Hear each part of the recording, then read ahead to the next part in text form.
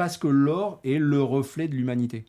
S'il n'y a plus du tout Internet, de toute manière, il n'y a plus d'humanité en 15 jours. Donc là, on part du principe que l'or, tu en as besoin tant qu'il y a de la télécommunication. Typiquement, il pourrait y avoir une bombe qui tombe à Genève, mais je m'en fiche. L'or, il reste même fondu, il reste dans les chambres fortes en dessous. Il faut quand même pas oublier que l'or, si tu l'as, c'est pour des coups durs.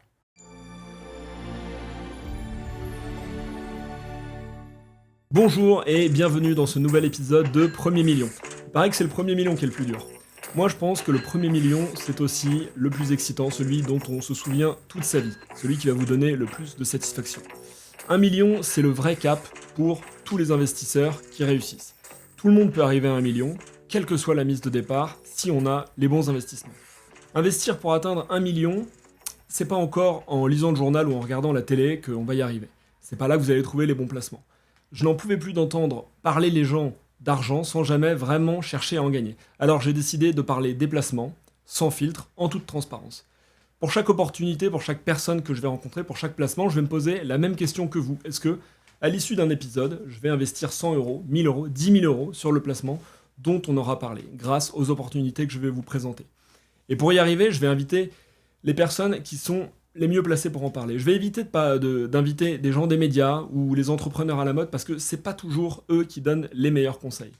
Au contraire, je vais essayer de vous faire profiter de mon réseau, celui que j'ai construit dans les banques d'affaires à Paris, dans le milieu de la finance, parce que c'est là où il y a des personnes qui, discrètement, mais réellement, réussissent à partir de zéro et à arriver à 1 million. Ce sont des stars, vous les connaîtrez pas, mais c'est mon boulot de vous les présenter. C'est donc ici qu'on va s'échanger les idées, les placements pour craquer les codes, pour trouver parfois des placements de niche, des idées alternatives pour arriver vraiment de partir de zéro et d'aller à 1 million. Et aujourd'hui, j'ai trouvé une idée qui pourrait bien vous faire tomber de votre chaise.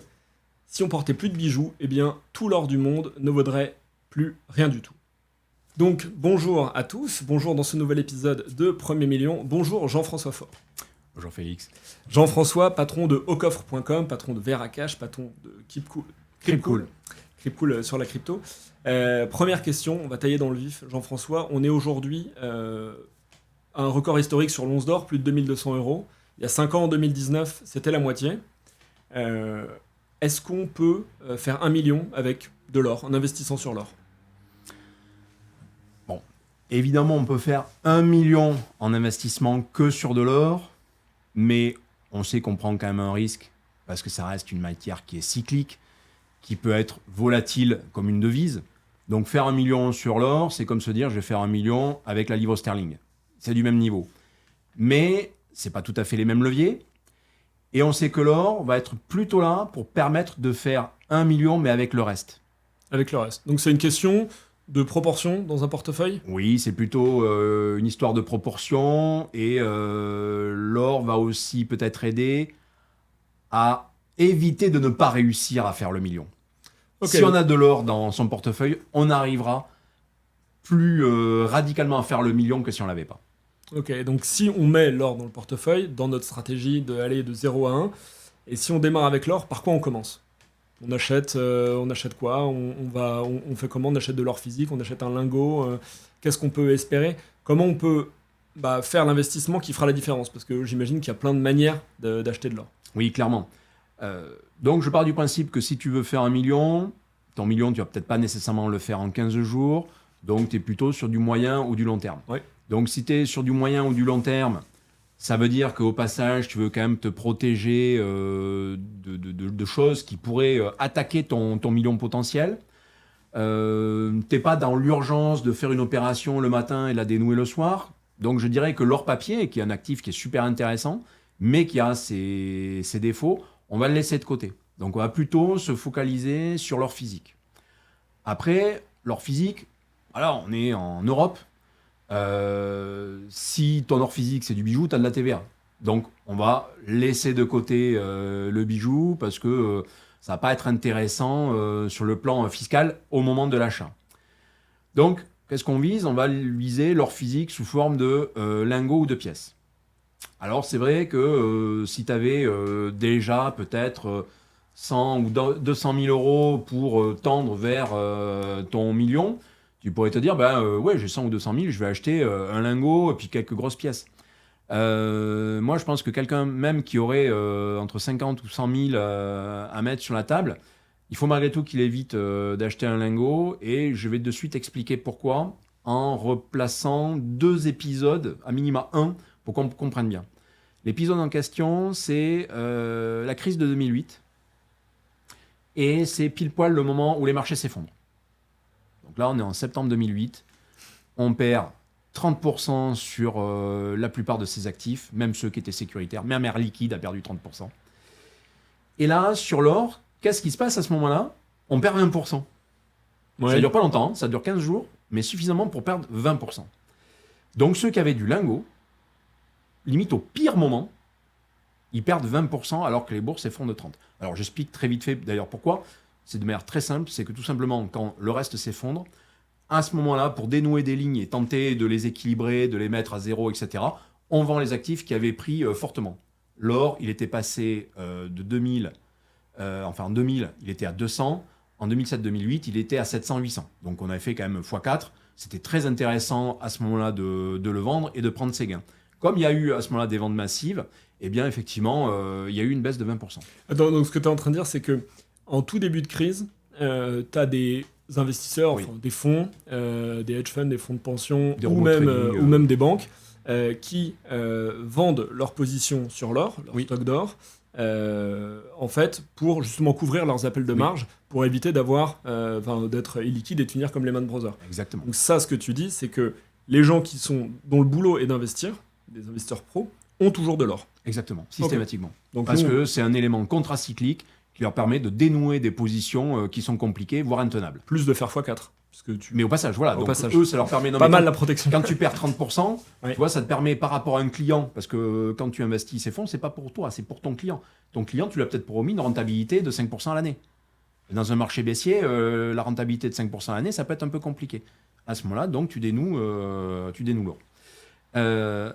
Mais ce que l'on observe à ce même moment, c'est que sur le marché non plus des traders ou des grands faiseurs, tu as le grand public. Le grand public, lui, qu'est-ce qu'il voit, lui? Lui, il voit à la télé les journalistes qui disent, voilà, c'est la crise, à Paris, rue Vivienne, les gens se ruent dans les boutiques pour acheter de l'or, tout le monde veut du Napoléon, il n'y en a pas assez. Qu'est-ce qui se passe à ce moment-là? Le Napoléon, il prend 50% de prime. Alors, petite parenthèse, la prime, c'est la survaleur qui est prise par une pièce ou quoi que ce soit par rapport au cours de l'or. Donc si le cours du Napoléon à ce moment-là, c'était par exemple 100, eh ben, il s'est pris 50% en plus sur les 100. Ok. Ce qui était quand même pas inintéressant. Mais alors si tu te remets en perspective, ce que je venais de te dire avant, tu avais perdu 20% sur l'or lui-même, mais tu en gagnes 50 sur ton Napoléon. Eh bien ceux qui avaient du Napoléon à ce moment-là, qui auraient souhaité le vendre, ben, en fait, ils le vendaient avec plus-value. Donc, au démarrage d'une crise, ceux qui ont vendu leur position en tonnes ou en ou en tout cas en centaines de kilos de lingots, eux, ils ont perdu du 20%. Clairement. Mais les particuliers qui avaient quelques pièces chez eux ou ailleurs, ça on en reparlera, eux, ils font du plus 50%. Oui, alors qu'on pense à la baisse, donc on va dire que là, typiquement, ils prenaient plus 30. Ok. Ce qui était vraiment intéressant. Plus 30. Donc en fait, l'activation la plus forte de ta valeur quand tu investis, elle démarre en début de crise. Mais pour en revenir à ce qu'on se disait, donc on démarre avec, j'en sais rien, 5 ou 10 000 euros. Si on veut viser d'atteindre 1 million, alors peut-être pas tout avec l'or, mais en proportion. Si on avait placé 10 000 en 2019, aujourd'hui, on serait déjà au double. Oui, de toute manière. Et quasiment au triple si tu l'avais acheté en 2014. Ok, au triple. Donc 2014, c'est 10 ans. Donc en 10 ans, tu peux faire x3 avec l'or. Moi, ce que j'ai du mal à comprendre, c'est que tu as cette puissance donc multiplicatrice qui est avérée historiquement, x2 en 5 ans, x3 en 10 ans, et on va pas reparler de... Environ 8% par an depuis 50 ans. Voilà, 8% par an depuis 50 ans. J'imagine que tous les Français ont tous envie d'avoir un sentiment de confort, de bien-être financier. Viser un patrimoine jusqu'à 1 million, j'en sais rien, mais comme je dis, c'est un cap d'investisseur. Pourquoi on a 6-7% des Français qui détiennent de l'or? Pourquoi c'est pas 95 ou 96%? Ils sont où Enfin, c'est les Français qui comprennent pas, ou la communication qui est mauvaise? Qu'est-ce qui se passe? Peut-être que la communication de l'or n'a pas aidé, parce qu'en fait, globalement, l'or n'est pas dirigé, n'a pas un directeur marketing. En fait. Il n'y a pas un directeur marketing de l'or en France, il n'y a pas un directeur marketing du Napoléon. Par contre, il y a plein de responsables marketing de l'assurance vie. Il y a plein de responsables marketing de l'immobilier. Tu vois ce que je veux dire? Ouais, En fait, je à un vois où moment tu veux donné, venir, ouais. Et aujourd'hui, je dirais que même d'ailleurs, le meilleur marketing pour l'or, c'est les cryptos. Parce que comme c'est un marché qui n'est pas encore totalement mature, ils ont besoin de s'appuyer sur sur l'or, sur un langage très orienté, justement, les cryptos par rapport à l'or, etc. Et en fait, c'est la meilleure publicité pour l'or aujourd'hui est faite par les crypto-monnaies. C'est-à-dire que les jeunes aujourd'hui se disent, tiens, oui, les cryptos, ça me semble évident. L'or, je ne savais pas ce que c'était, mais comme il y a une communication assez importante autour de ça, ils se disent, tiens, ça peut être intéressant que j'en achète. Donc nous, on commence à voir des jeunes qui arrivent, qui se sont d'abord intéressés aux cryptos et qui ont compris que les effets même de l'or étaient contre-cycliques des cryptos. Ça devient intéressant de voir que... et donc voilà, c'est ce marketing un peu externalisé qui n'a pas toujours été très efficace. Et typiquement, dans les années 2000, l'or, on n'en parlait plus. Au début des années 2000, c'était à 200 $ l'once, ça n'intéressait personne. Ça a commencé à remonter après la crise Septembre. des... Ouais, oui, non, la crise Internet. la bien crise sûr. Internet, les dot-com début 2000. Ensuite, évidemment, le 11 septembre, parce que là, on était sur un choc géopolitique qui changeait complètement la donne. Et là, on est reparti quasiment à la verticale pendant 12-13 ans. Voilà. Quand je dis quasiment à la verticale, évidemment, il y a toujours des consolidations. Mais globalement, rien ne s'est massivement arrêté avant la résolution de la crise de l'euro. Et là, il a fallu attendre avril 2013 pour qu'on consolide de 30%. Pour se dire, voilà, la crise de l'euro est finie. Et l'or, si c'est une forme de bouclier, boum, on le remet au-dessus de la cheminée, quoi. Voilà, ça s'est passé à ce moment-là. Ok, quand tu dis 8% par an depuis 50 ans, c'est ce que tu Oui, dis? c'est sur une cinquantaine d'années. Donc ça veut dire que tous les 12 ans, si je dis pas de bêtises, tu doubles. Ah oui. Alors, ça, c'est la moyenne, parce qu'on Ça, a c'est vu une que grosse sur moyenne. les 5 et ça dernières n'engage années, pas tu la doubles. suite. Sur les 5 dernières années, si tu avais, j'en sais rien, un bout d'héritage ou un PEL que tu soldes et il te reste 10 000 euros, bah, tu fais plus 10 000 en 5 ans.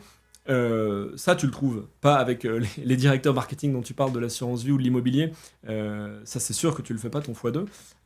Et ensuite, on parlera peut-être aussi en version nette fiscalité.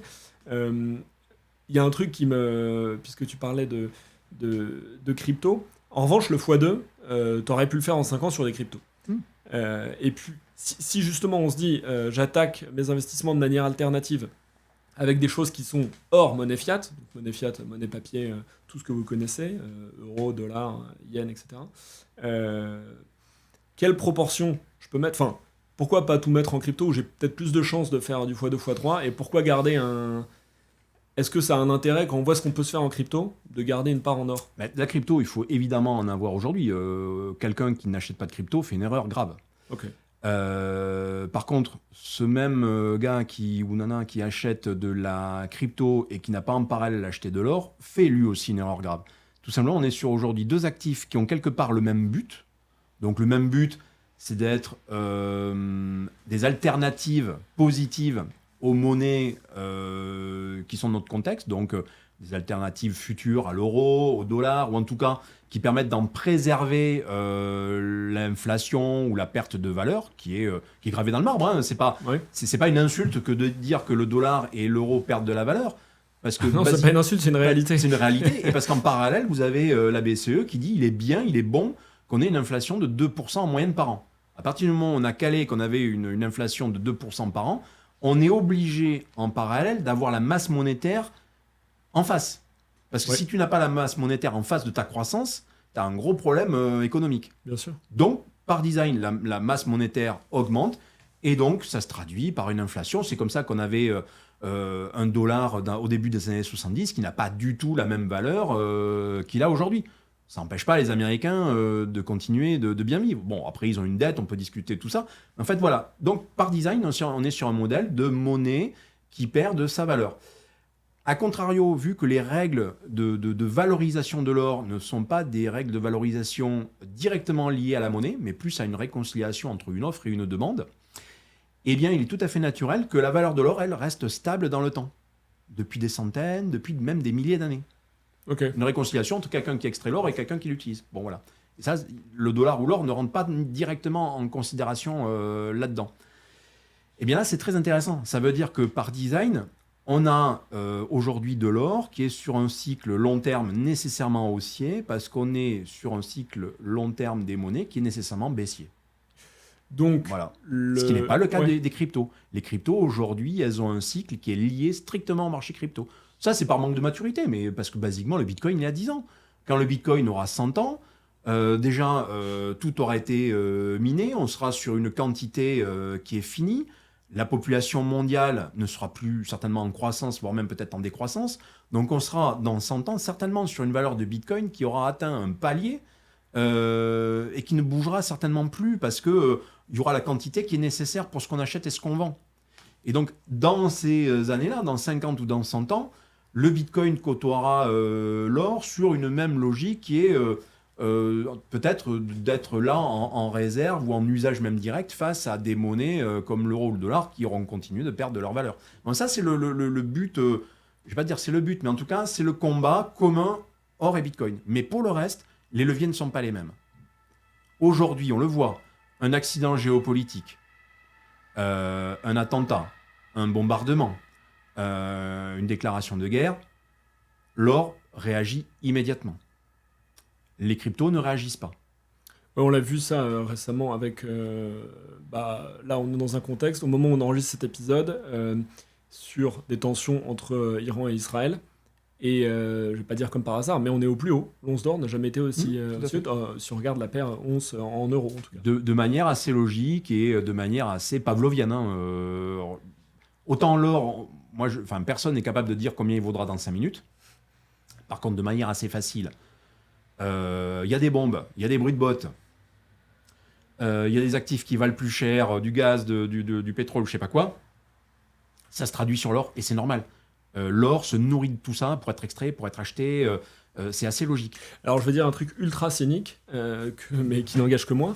Dans le monde qu'on le connaît, si on prend en grande séquence depuis fin 2019, début 2020, donc vraiment depuis un nouveau paradigme après la première crise Covid, qui est nourri d'incertitudes, qui est nourri d'un nouvel ordre Est-Ouest, ou plutôt Nord-Sud, entre BRICS et pays occidentaux, qui est nourri de tensions géopolitiques permanentes entre les copains de la Russie et le reste du monde, entre Israël, Palestine, Iran. Est-ce que, justement, c'est pas l'investissement du moment que d'acheter de l'or ? Mais de toute manière, là, j'en profite d'avoir un auditoire qui est vraiment ouvert à ce genre de discussion. Je vais te dire surtout globalement ce qu'il ne faut pas faire. Et moi, c'est ce que j'ai vécu au début, il y a 15 ans, quand j'ai lancé l'activité au coffre. Les gens arrivent de manière émotive. C'est-à-dire que l'or, la veille, ils n'en avaient pas entendu parler, ils ne savaient pas ce que c'était. Et là, à un instant donné, ils comprennent qu'il faut en acheter, mais ils comprennent qu'il faut en acheter quand tout le monde en parle. Donc, ils arrivent dans un moment de tension où le cours, dans une période moyennement longue, est quand même assez élevé. Ouais. Alors, je ne dis pas qu'il ne faut pas en acheter à ce moment-là. Il faut faire date, c'est bien. Mais il ne faut pas faire tapis. Il ne faut pas tout mettre sur la table. Il faut en garder pour ensuite pouvoir prendre l'habitude d'en acheter régulièrement. Parce qu'en achetant régulièrement, on neutralise complètement les effets néfastes du cours, alors notamment le cours baissier, en ayant uniquement en ligne de mire que le cours haussier sur le long terme. Tout à l'heure, j'avais dit, sur le long terme, par design, tant qu'on a les monnaies dettes que l'on a, oui. Euro et dollar telles qu'elles fonctionnent, tant qu'on a ce genre de monnaie, on pourra dire ce qu'on veut, l'or est haussier. Sauf changement de règle du jeu, mais bon, voilà, ça c'est autre chose. Donc partant de ce principe, si tu en achètes de manière régulière, je caricature, c'est ce que je dis des fois à des clients. Si vous ne savez pas quand en acheter, moi je vous donne une idée, c'est vous en achetez tous les 5 du mois à 5 heures de l'après-midi. Et il me dit, mais il se passe quelque chose à 5 heures de l'après-midi ? Je dis, mais non, justement, il ne se passe rien du tout. Il ne se passe rien de spécial, mais au moins, vous, ça ancre le fait qu'il faut en acheter régulièrement. On l'a souvent dit, des fois, un singe savant serait meilleur trader qu'un investisseur du dimanche qui arrive de manière émotive. Ouais, ou même un trader surdiplômé. Peut-être aussi. Mais voilà, c'est ce côté émotionnel qu'il faut laisser de côté, qui n'est pas du tout bon conseiller. Sur l'or, il faut être extrêmement froid. Il faut se donner des moments d'achat et il faut se donner aussi peut-être des moments de vente si on a des règles du jeu à respecter. Je sais pas, on se dit, voilà, je veux faire plus 30 et je dois vendre. Pourquoi pas ?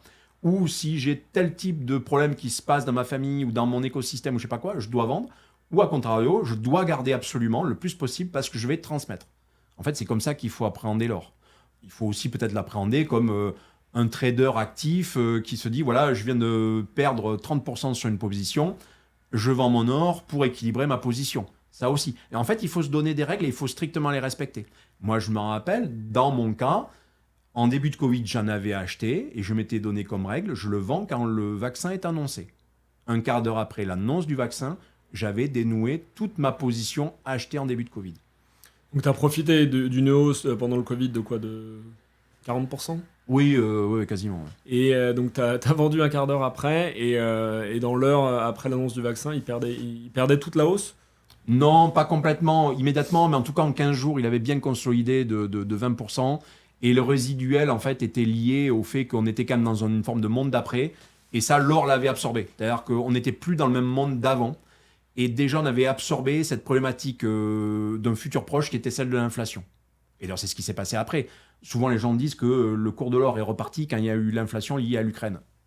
Pas vrai. Ça avait déjà commencé avant et c'était l'inflation post-Covid. Oui. L'Ukraine a amplifié, fortement amplifié. Mais elle a amplifié un phénomène qui était déjà présent. L'Ukraine, elle a fait cet effet un peu sur la volatilité quand tu l'as dit, les bruits de bottes ou les attaques, et ça amplifie, mais la tendance de fond énorme, c'est quand même l'inflation. J'aime bien l'image de acheter de l'or le 5 du mois à 5h de l'après-midi, parce qu'il se passe rien, enfin il se passe quelque chose, vous êtes en train de vous enrichir. J'avais fait le calcul en me disant, bon, on n'a pas forcément, comme on le disait en début d'épisode, 100 000 ou 50 000 à poser tout de suite, en attendant que l'effet haussier, qui est lié donc à nos monnaies dettes, puisse s'exercer dans le temps. Mais en revanche, si on investit 250 € par mois, donc disons le 5 du mois à 5 heures, eh bien, au bout de 20 ans, à coût de 250 € par mois, on aurait un capital, c'est ce qui s'est passé entre 2004 et 2024, de environ 210 000 €. Si vous calculez, si vous mettez 250 € par mois, ça veut dire que sur 20 ans, vous avez mis 60 000 €. Vous avez lissé vos cours d'achat et vous avez donc 150 000 € de plus-value. Et c'est pour ça que moi je le vois, alors tu me dis ce que tu en penses, mais comme l'or générateur de futurs millionnaires, ou en tout cas générateur de gains en capital pour la génération d'après, ou la mi-génération d'après. Et c'est-à-dire, j'ai un enfant qui naît, ou j'ai un projet à financer peut-être dans 20 ans, ou ça me fera quelque chose pour ma retraite parce que j'en ai 45 et dans 20 ans on ne sait pas ce qui se passe. Avec cette approche d'achat lissé, qu'on appelle parfois DCA, donc Dollar Cost Averaging, en mettant un petit peu tous les mois, je suis sûr de faire, tu passes de 60 à 210, tu fais pas du x4, mais du x3,5. Oui, mais clairement, c'est la bonne approche. Et là, en plus, tu parlais de tes enfants. Je vois beaucoup de parents qui oublient que leurs enfants, dans 20 ans, s'ils les ont aujourd'hui, vont leur coûter entre 70 000 et 150 000 € pour des études supérieures. Ça, beaucoup l'oublient, donc je ne sais pas comment ils le financeront. Peut-être que ce sont les enfants qui devront se financer eux-mêmes. Et donc, sur cet aspect-là, on risque de s'américaniser. C'est peut-être pas la meilleure des choses que l'on prendrait des USA à ce moment-là. Et avec mon épouse, on avait fait un calcul assez drôle. Alors bon, on n'a jamais fumé l'un comme l'autre. Mais on s'est amusé à se dire, et tiens, quand on était étudiant, et imaginons qu'on ait eu fumé, et imaginons qu'on se soit arrêté de fumer à ce moment-là. Alors à l'époque, un paquet de cigarettes ne coûtait pas 10 €. Il en coûtait 5 ou 6, mais enfin, il coûtait quand même quelque chose. Et imaginons que ces 5-6 € peut-être par jour, si on était des gros fumeurs, on les ait non pas fumés, mais économisés, et à la fin du mois, on a acheté un petit peu d'or. C'était déjà tout à fait possible il y a 30 ans, tous les deux. Eh bien aujourd'hui, bon alors évidemment, les paquets de cigarettes ont augmenté.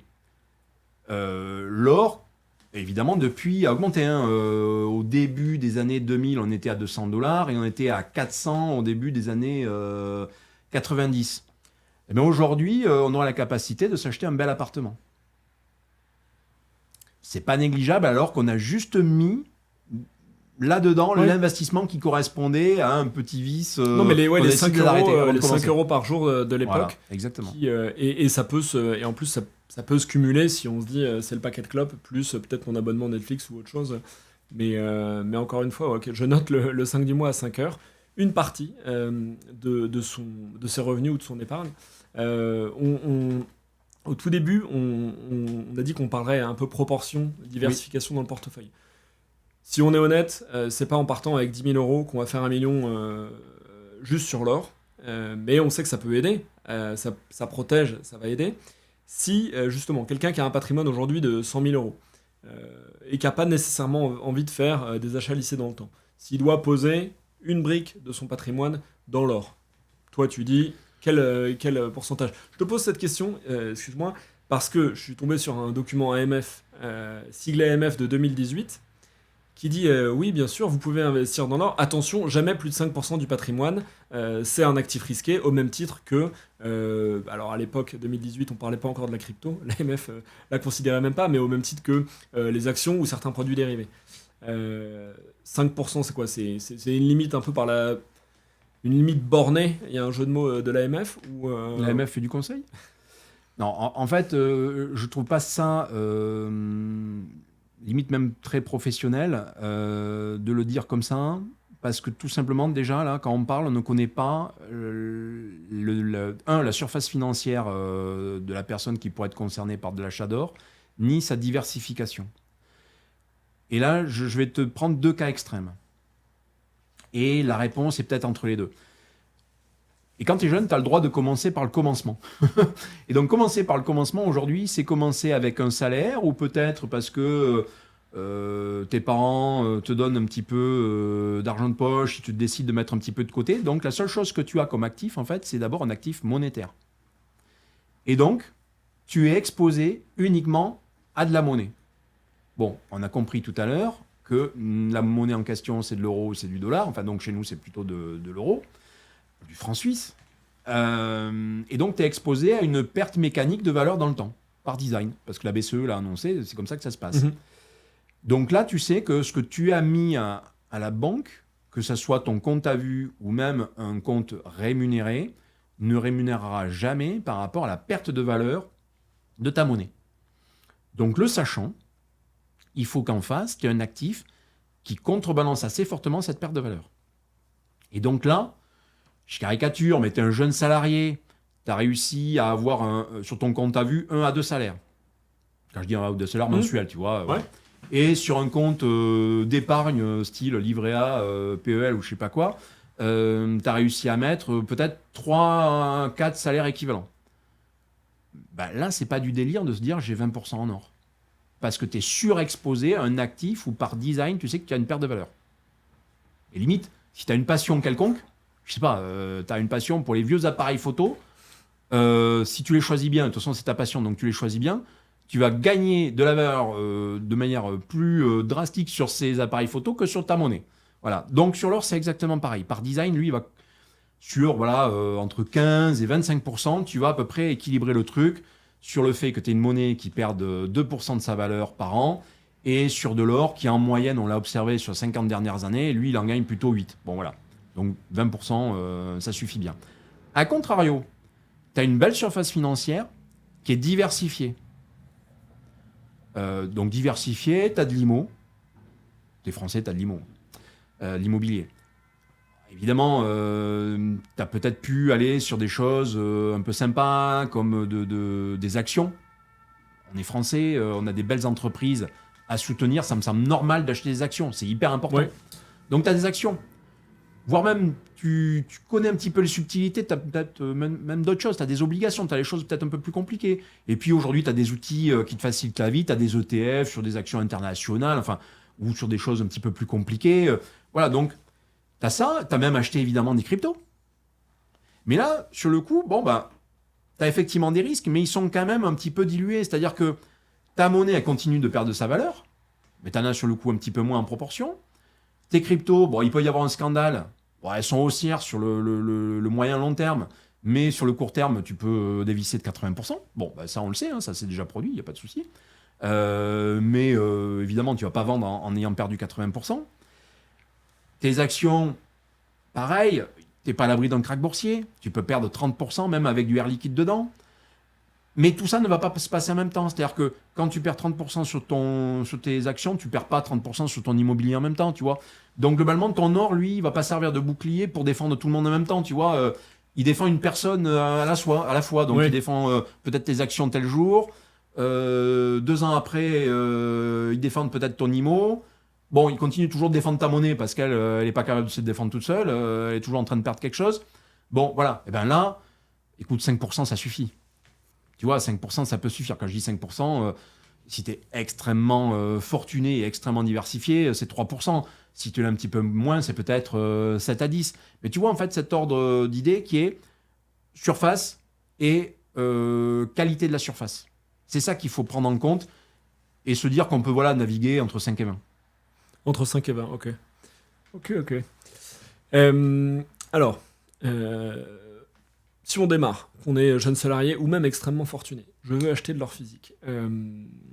On commence par... Alors moi, évidemment, je vais vouloir acheter le meilleur or physique. Tout à l'heure, tu as parlé des Napoléons qui avaient une prime par rapport au prix de l'or, par rapport au poids.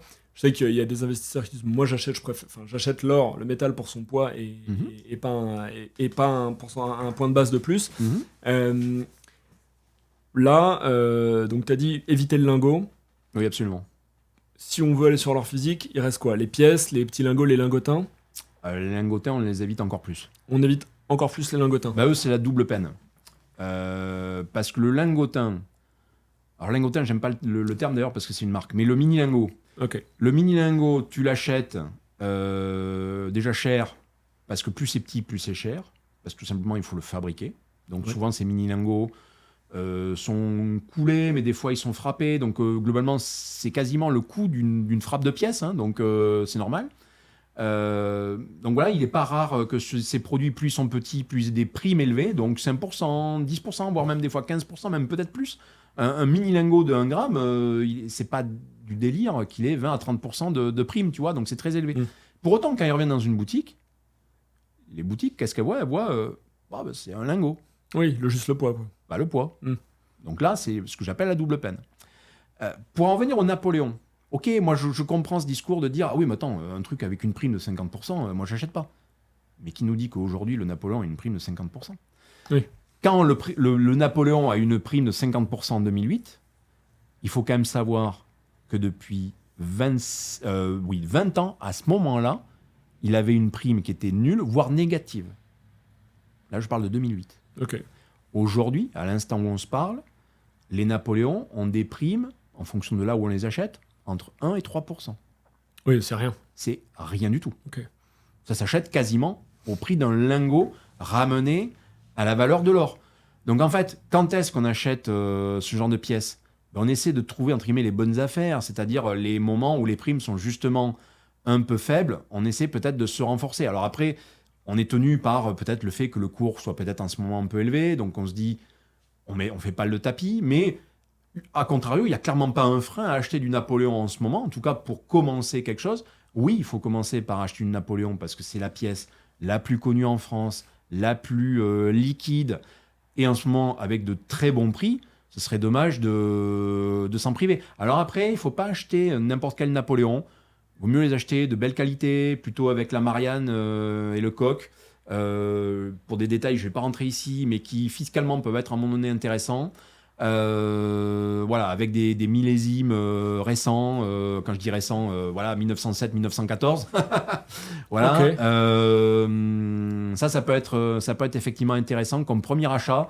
Et puis c'est intéressant aussi parce que ça permet un peu d'avoir un peu d'histoire en main et de se dire mais il se passait quoi en 1914 ou dans ce contexte-là. C'était l'époque où un vélo coûtait l'équivalent d'un Napoléon et aujourd'hui on va chez Decathlon, ça coûte toujours l'équivalent d'un Napoléon, quoi, à peu près entre 300 et 400 euros. Elle est là, la protection contre l'inflation. Mais oui, c'est ça.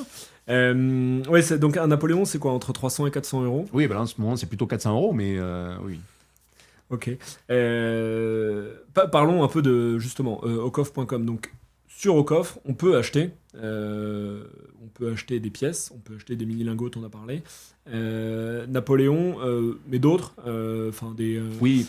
Je sais plus les noms, je sais qu'il y a le Vreneli en Suisse. Oui, il y a quoi d'autre? Bon, on les a tous. Donc tu as les Vreneli. En fait, les Vreneli, c'est les 20 francs suisses, c'est l'équivalent du Napoléon. En fait, c'est l'époque où le Napoléon a créé ce qu'on appelle l'Union latine, qui est un peu l'ancêtre de l'euro. Oui. Personne ne le sait, mais il y a une forme d'ancêtre de l'euro dans les années 1860, où justement la France a voulu un petit peu imposer ce système monétaire basé sur un bimétallisme or et argent-métal. Et on avait à peu près tous les mêmes pièces en Europe, voire même certains pays d'Amérique du Sud. Donc pas étonnant de voir des 20 francs suisses ou des pièces belges, voire même des pièces tunisiennes qui ont strictement le même module, donc le même diamètre, hein, Oui. et le même point que les Napoléons. Donc ça permettait sur le commerce de l'or, enfin le commerce tout court d'ailleurs, de pouvoir négocier des pièces d'une même valeur. Donc oui, il y a les 20 francs suisses, on a après des pièces anglaises, comme par exemple les souverains, qui sont des super pièces et qui continuent d'être frappées. C'est-à-dire qu'autant les Napoléons, on n'en frappe plus, les souverains continuent d'être frappés. Vous avez maintenant des millésimes 2024. Ok. Moi, je vois passer parfois des promos Monnaie de Paris qui frappent des pièces de je sais pas combien. Alors c'est autre chose. Mais ça, c'est plus intéressant, comme tu dis, d'acheter plus des millésimes et un petit bout d'histoire dans sa pièce, dans sa Ouais, pièce dans d'or. ce cas-là, autant acheter des pièces anciennes. J'ai pas dit que les pièces de la monnaie de Paris n'étaient pas intéressantes, mais sur la partie investissement, on est sur un autre registre, alors, qui avait un vrai sens pendant le Covid. Alors, je fais une petite aparté sur les pièces de la monnaie de Paris. Ça avait un sens pendant le Covid parce que ça permettait d'avoir des euros en poche et non dans la banque. Et c'était une période où on ne sait pas comment les choses allaient finir et ça peut être intéressant d'avoir des euros, même sur des grandes quantités, qui se monnaient facilement. Et c'était l'époque où on avait des taux d'intérêt à zéro. C'est-à-dire que si on avait de l'argent à la banque, il ne nous rapportait rien du tout, voire même il coûtait. Oui. Donc limite, il valait mieux qu'il soit sous forme physique, de l'euro physique, à la maison.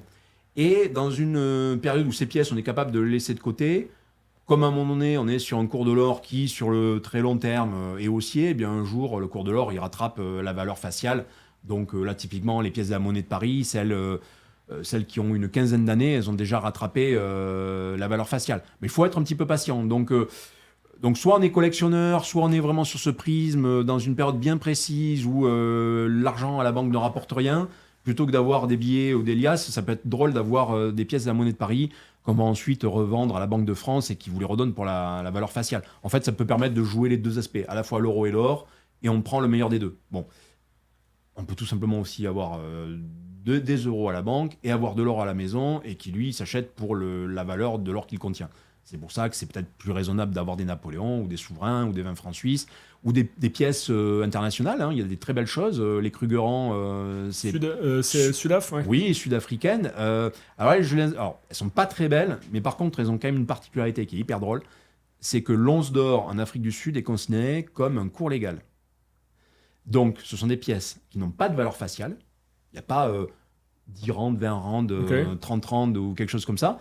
Il n'y a rien marqué dessus. Il y a une once d'or, mais l'once d'or est un cours légal en Afrique du Sud. Ok. Alors ça change la donne sur un plan fiscal. Si tu veux, on en reparlera après. Mais les pièces à cours légal ont un petit intérêt. Il y a un petit truc chouette autour de ça. Donc, tu as les eagles américaines aussi. Donc, c'est des pièces d'une once avec un aigle dessus. Enfin, après, qui se déclinent, hein, demi, quart, dixième. Enfin, voilà. Pièces australiennes, les nuggets australiens. Qu'est-ce que tu as d'autre C'est marrant ça. Voilà, donc J'achète un nugget. T'as les canadiennes, ce sont les Maple. Et puis, bah, si, t'as évidemment des pièces européennes. T'as les philharmoniques de Vienne. Ok. Pièces autrichiennes, en euros sur le coup. Et qui, elles, sont vraiment des pièces d'investissement. C'est pas des pièces de collection, c'est vraiment des pièces d'investissement. En fait, les pièces d'investissement en or, tu les reconnais très simplement. Elles ont une faible valeur faciale par rapport à la forte valeur métal. Tu prends une pièce de 1 once philharmonique de Vienne, valeur faciale 100 euros, valeur métal, bah, en ce moment, à minima 2200, 2300 euros. Donc évidemment, c'est des pièces que tu vas jamais utiliser pour payer quelque chose. Ou alors si tu les payes, ça va être en valeur de l'or, tu vois. Voilà. Mais ça leur donne quand même un caractère de cours légal. Et c'est celles qui fonctionnent le mieux pour une détention sur 10-15 ans.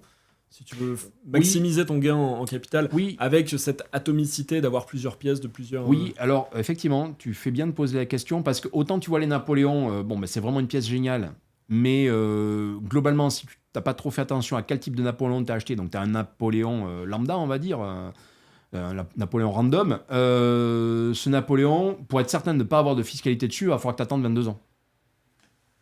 Bon. Ça peut être long pour quelqu'un qui voulait revendre avant. Ouais.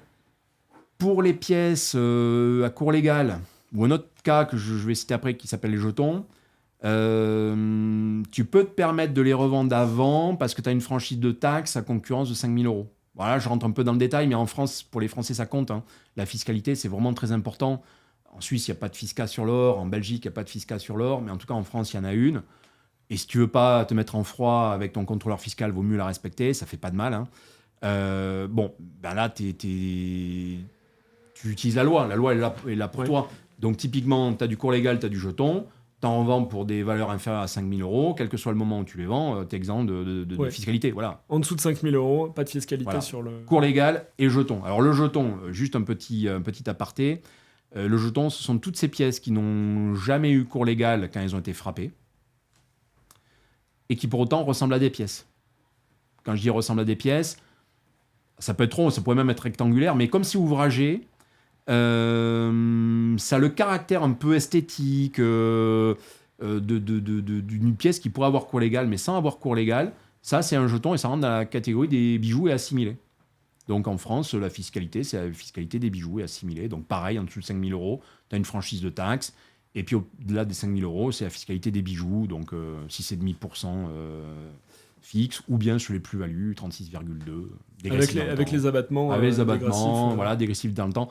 De toute manière, en bout de course, pour celui qui est patient, qui aujourd'hui attend 22 ans, quel que soit l'or qu'il a acheté, ça tombe à zéro. Donc là encore, je prépare ma retraite ou je prépare l'avenir de mes enfants. Exactement. De toute façon, je peux avoir de la liquidité à n'importe quel moment sur l'or. Si j'ai un problème, je cours rue Vivienne ou ailleurs, ou sur au coffre. Ou sur au coffre. Et pendant le grand confinement, plus personne ne pouvait aller à rue Vivienne, toute la rue était fermée. Donc les gens étaient chez au coffre. Et si j'attends 22 ans, c'est là où je maximise mon gain en capital parce que j'aurai pas de fiscalité dessus. Et là, il n'y a plus de limite des 5 000 euros qui s'applique. Tout à fait.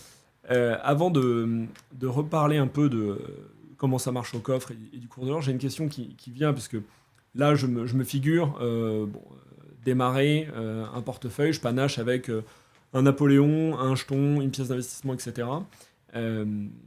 En démarrant, j'imagine que tu as plein de profils sur au coffre. Est-ce que toi, en tête, sans donner des noms, mais tu sais s'il y a des personnes très fortunées en France qui ont significativement de l'or?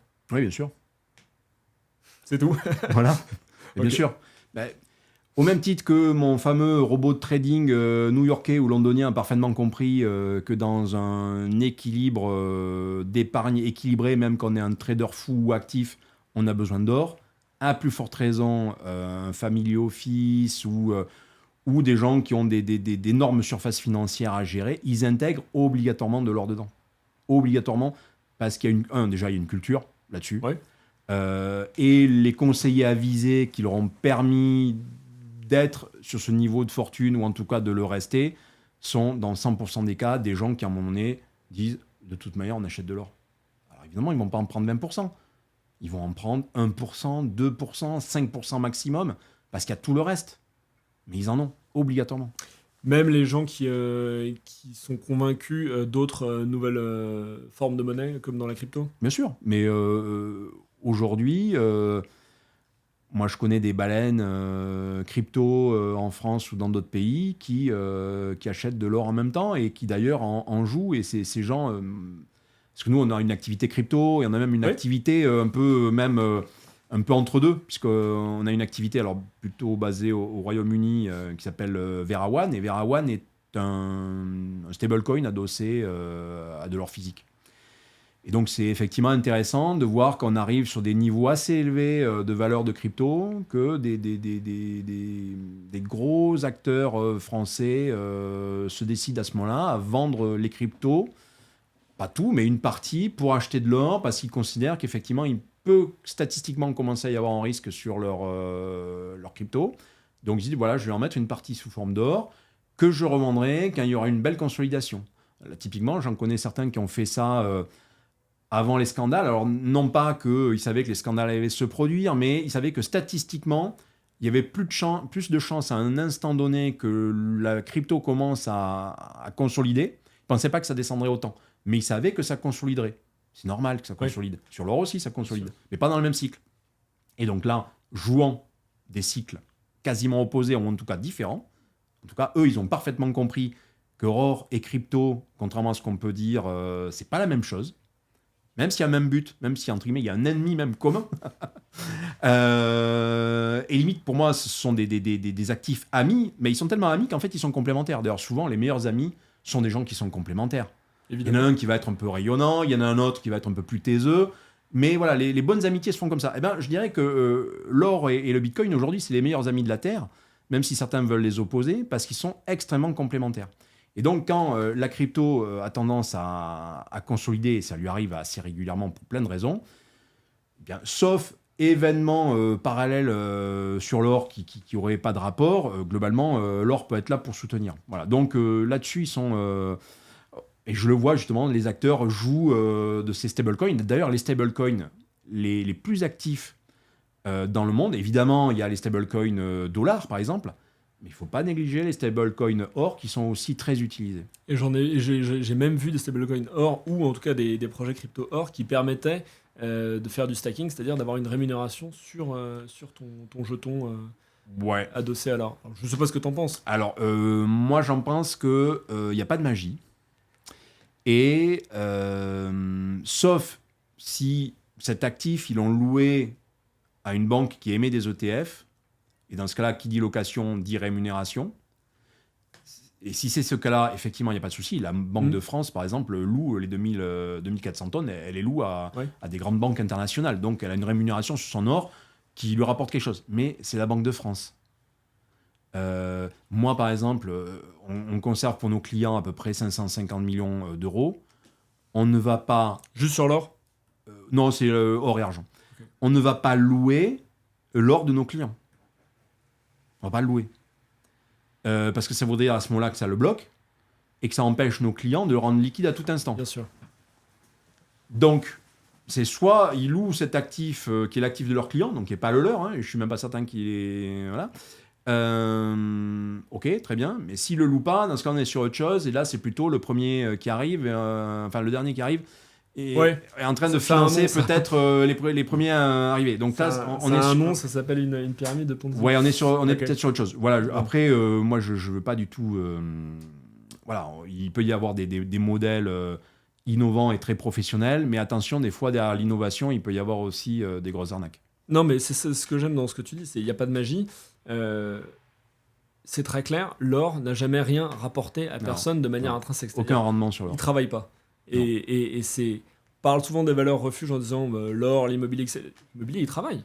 L'immobilier, tu as un rendement. Enfin, pour peu que tu remplisses ton immeuble. Il vaut 0 si ton immeuble n'est pas rempli, ou en tout cas le coût du bâtiment, de la pierre. Mais au moins, il travaille. L'or, comme tu l'as dit, à moins donc un petit peu de falsifier la détention, en tout cas de réduire la liquidité parce que tu loues à quelqu'un d'autre, il ne rapporte rien. Donc s'il ne rapporte rien, moi qui ai une vision de financier de long terme, qu'est-ce qui fixe le cours de l'or si tu ne vois pas les revenus venir? Ah, mais ce qui fixe le cours de l'or aujourd'hui, alors c'est à la fois d'une simplicité biblique et voilà, c'est la réconciliation entre des gens qui vont l'extraire ou qui vont le revaloriser, et de l'autre côté, des gens qui vont l'acheter, et notamment, par exemple, pour l'offrir sous forme de bijoux. Aujourd'hui, en fait, si on gratte vraiment d'où vient la valeur de l'or et son bel équilibre depuis des centaines ou des milliers d'années, c'est la réconciliation entre un mineur et de l'autre côté, quelqu'un qui a besoin d'offrir un bijou. Ok. Ça, c'est magnifique. C'est ce qui fixe aujourd'hui la valeur de l'actif le plus liquide au monde, après les bons du Trésor américain et la paire de devises euro-dollar. C'est magique. C'est une monnaie à la fois humaine, parce que le coup, elle n'est dirigée par aucun pays. Donc, quelque part, c'est la monnaie de l'humanité. Alors, qui n'est pas toujours utilisée par des gens nécessairement recommandables. Hein, après, enfin, pour nous occidentaux. Parce qu'après, si on a un prisme vu d'un Chinois, d'un Indien, etc., que l'or soit utilisé entre des Russes, des Vénézuéliens ou des Turcs... ce qui compte, c'est qu'il soit utilisé. Quoi. Quel est le problème? Oui. Enfin, ça, c'est il faut faire très attention quand même. On est sur un monde fini où le prisme occidental n'est peut-être pas non plus le seul qu'il faut prendre en compte. Hein. Il faut qu'on reste modeste et il faut apprendre qu'on est une humanité pleine et entière avec des visions qui des fois peuvent être antagonistes. Et l'or, en fait, rentre dans cette logique. C'est-à-dire que l'or va être aussi bien cet actif qui va être apprécié par le banquier suisse qui sait quoi en faire et qui d'ailleurs à la fin d'une journée peut s'en servir avec une autre banque suisse pour s'éviter des frais de clearing bancaire, parce que sur une monnaie, ça leur coûte, alors qu'en or, de compte-poids, c'est 0. C'est quand même génial, hein. C'est un actif qu'on envoie quasiment comme on pourrait s'envoyer, se faire un Lydia ou un Veracash, quoi. C'est, voilà. Ça, c'est l'or. Et à contrario, ça peut être aussi cet actif en Guyane où on a des orpailleurs fous, voire illégaux, qui s'en servent de monnaie pour boire des bières ou pour faire autre chose. Enfin, et tous ont un point commun, c'est qu'ils connaissent la valeur de l'or. Le mineur colombien aussi. Le futur marié indien aussi. Tous connaissent la valeur de l'or. Et en fait, c'est cette réconciliation entre l'offre et la demande. Et là, tu vois, je n'ai pas parlé de monnaie, je n'ai pas parlé d'euros, je n'ai pas parlé de dollars, qui fixe cette valeur. Parce qu'aujourd'hui, 60% du marché, c'est quand même le bijou. Le marché de l'or physique, c'est 60%, c'est le bijou. Alors c'est vrai, quand le monde s'emballe, quand il y a des tensions géopolitiques, évidemment qu'à ce moment-là, les marchés de Londres, de New York, les marchés asiatiques s'emballent un petit peu et tu as plein d'or papier qui s'échangent tous les jours. À Londres, tu vas passer de 600 tonnes jour à 1000 et quelques. Évidemment, mais si tu enlèves l'usage concret, réel, ancré, l'or, par inertie, peut continuer à monter, il peut même faire une bulle. Oui. D'ailleurs, il ferait une bulle. Parce que si tu n'avais pas l'utilisateur final, justement le fameux marié indien, qui ne te fait pas redescendre le prix parce qu'il considère que c'est trop cher, si tu es nos limites là-dessus, donc tu te fais une belle bulle, mais les bulles, elles éclatent. Hein. Toujours. Et donc, si tu n'as plus justement ce marché du réel, du concret pour le réguler, ta bulle, quand elle éclate, si ton actif or, qui n'est au final pas si rare que ça, parce que tu en as plus de 200 000 tonnes à l'air libre déjà sorties, et s'ils ne sont pas utilisés par le marché qui l'utilise aujourd'hui, donc tu as une bulle avec un actif qui tombe à zéro. Pas à zéro, hein, mais on va dire à la valeur de l'argent, quoi. Ouais, ils sont c'est-à-dire c'est oui. 20 à 50 dollars l'once. Ok, donc. Tu vois ce que je veux dire? Ouais, non, parce que. Donc faut pas oublier cette réalité, qui est une réalité humaine, mais qui est la seule et unique qui fixe de manière durable la valeur de l'or. Ça fait 5000 ans que ça dure. Donc, loin. On pourrait penser que ce qui fait augmenter le cours de l'or, au-delà des tensions géopolitiques, etc., c'est les achats discrets, mais finalement pas si discrets, des banques centrales russes, chinoises, qui sont les plus gros acheteurs d'or depuis des années. En fait, loin de leurs réserves et de ce qu'il y a à Fort Knox ou dans la salle la souterraine de la Banque de France, si tout ça, ça vaut plus rien s'il n'y a plus le marché du bijou. Exactement. Moi, c'est clair. Non, mais et puis tu vois, tu parles de cette augmentation. Moi, l'augmentation, je peux te la quantifier. Je peux te dire pourquoi le cours de l'or, il augmente. Aujourd'hui, cet or qui, justement, on en a besoin de nouveaux, seulement parce qu'il y a des nouveaux bijoux qui se créent. Tu vois, on ne refait pas tout fondre. Donc, on est sur un besoin net. Donc, ce besoin net, il doit être couvert par une arrivée nette. Cette arrivée nette, c'est de l'extraction. Donc, voilà, tous les ans, tu vas avoir 4000 tonnes extraites, 2000 tonnes recyclées. Bon, boum, ça te fait entre 5000 et 6000 tonnes. Voilà, et tout ça, ça fait le marché de l'or physique à l'année. Mais tu as quand même besoin de ces 3000 à 4000 tonnes extraites par rapport aux besoins. Mais donc, ces 3 ou 4000 tonnes qui sont extraites, quel est le coût? Tu as besoin de carburant. C'est le coût des minières, oui. C'est le coût des... Et aujourd'hui, le coût d'extraction d'une once, c'est pas négligeable. Hein. C'est facilement entre 1000 et 1500 dollars l'once. Ok, donc le sol, les 700 dollars qui restent. Il faut bien vivre. Donc, toute la chaîne. Mais oui, bien sûr. Ouais. Ça, c'est le truc, je répète souvent, mais pour les avoir rencontrés, ils m'en ont parlé. Et là aussi, on est sur de l'humain. Moi, j'ai rencontré des mineurs colombiens. Ils m'ont dit, garçon, moi, la mine, s'y rapporte pas assez. Tu vois, je prends un cadenas, là, hop, je la ferme, et je vais faire du Airbnb dans la vallée. C'est ça, c'est la vie, quoi. C'est comme ça que ça fonctionne. Parce que nous, on s'imagine Newmont, machin, avec les grosses mines à ciel ouvert qui font 2 km de large. Non, c'est pas que ça. C'est aussi plein d'humains qui font des arbitrages. C'est combien ça me rapporte d'extraire de l'or. Si ça me rapporte pas assez, en ce moment, le carburant me coûte plus cher, tout me coûte plus cher, même les gens à nourrir me coûtent plus cher. C'est quand même des humains. Donc, en face, moi, il faut qu'il y ait quelqu'un qui soit prêt à payer plus cher. Bon, mais ça tombe bien. L'Indien en face, il est peut-être un peu payé plus cher parce qu'il y a eu une augmentation. Donc, en fait, tout est lié. Et si, à contrario, lui n'est pas payé plus cher, eh bien, peut-être qu'il va en acheter un petit peu moins. S'il en achète moins, il y a peut-être moins besoin d'extraction. Ça va stagner sur le cours de l'or et le gars, il va arrêter, il va faire autre chose. Et donc, naturellement, ça va recaler le prix de l'or parce qu'on va revenir sur une forme de rareté. Et l'équilibre, il se fait que là-dessus. Tant qu'il y a cet équilibre, on est sauvé. Moi, j'ai eu peur pendant le Covid que cet équilibre se rompe plus. Je me suis dit, mais imaginons que le Covid, il dure longtemps et que les gens ne se marient plus comme on se mariait jusqu'à présent. Ils se marient à distance. Enfin, je caricature, mais tu as les deux mariés d'un côté. Bon, évidemment, il vaut mieux qu'ils soient ensemble. Et tu as la famille qui est en visio. C'est terminé. Parce que l'or, tu vois, il était dans une logique de représentation, de montrer. Bien sûr. Voilà, bon, bref, c'est culturel. Donc l'or, là, tu le laisses de côté. C'est terminé. Et là, et là, on était en train d'ossier. Je me dis, mais pourvu que l'or ne se retrouve pas dans cette logique. Et bon, voilà, il continue à être utilisé comme il était depuis des millénaires. Donc non seulement on achète de l'or et on investit dans l'or pour viser le million, mais en plus, il faut qu'on continue à s'offrir des bijoux. Exactement. On soutient le marché du bijou, sinon on n'aura plus de marché. Et ça continue. C'est quelque chose qui n'est pas old school. Ok.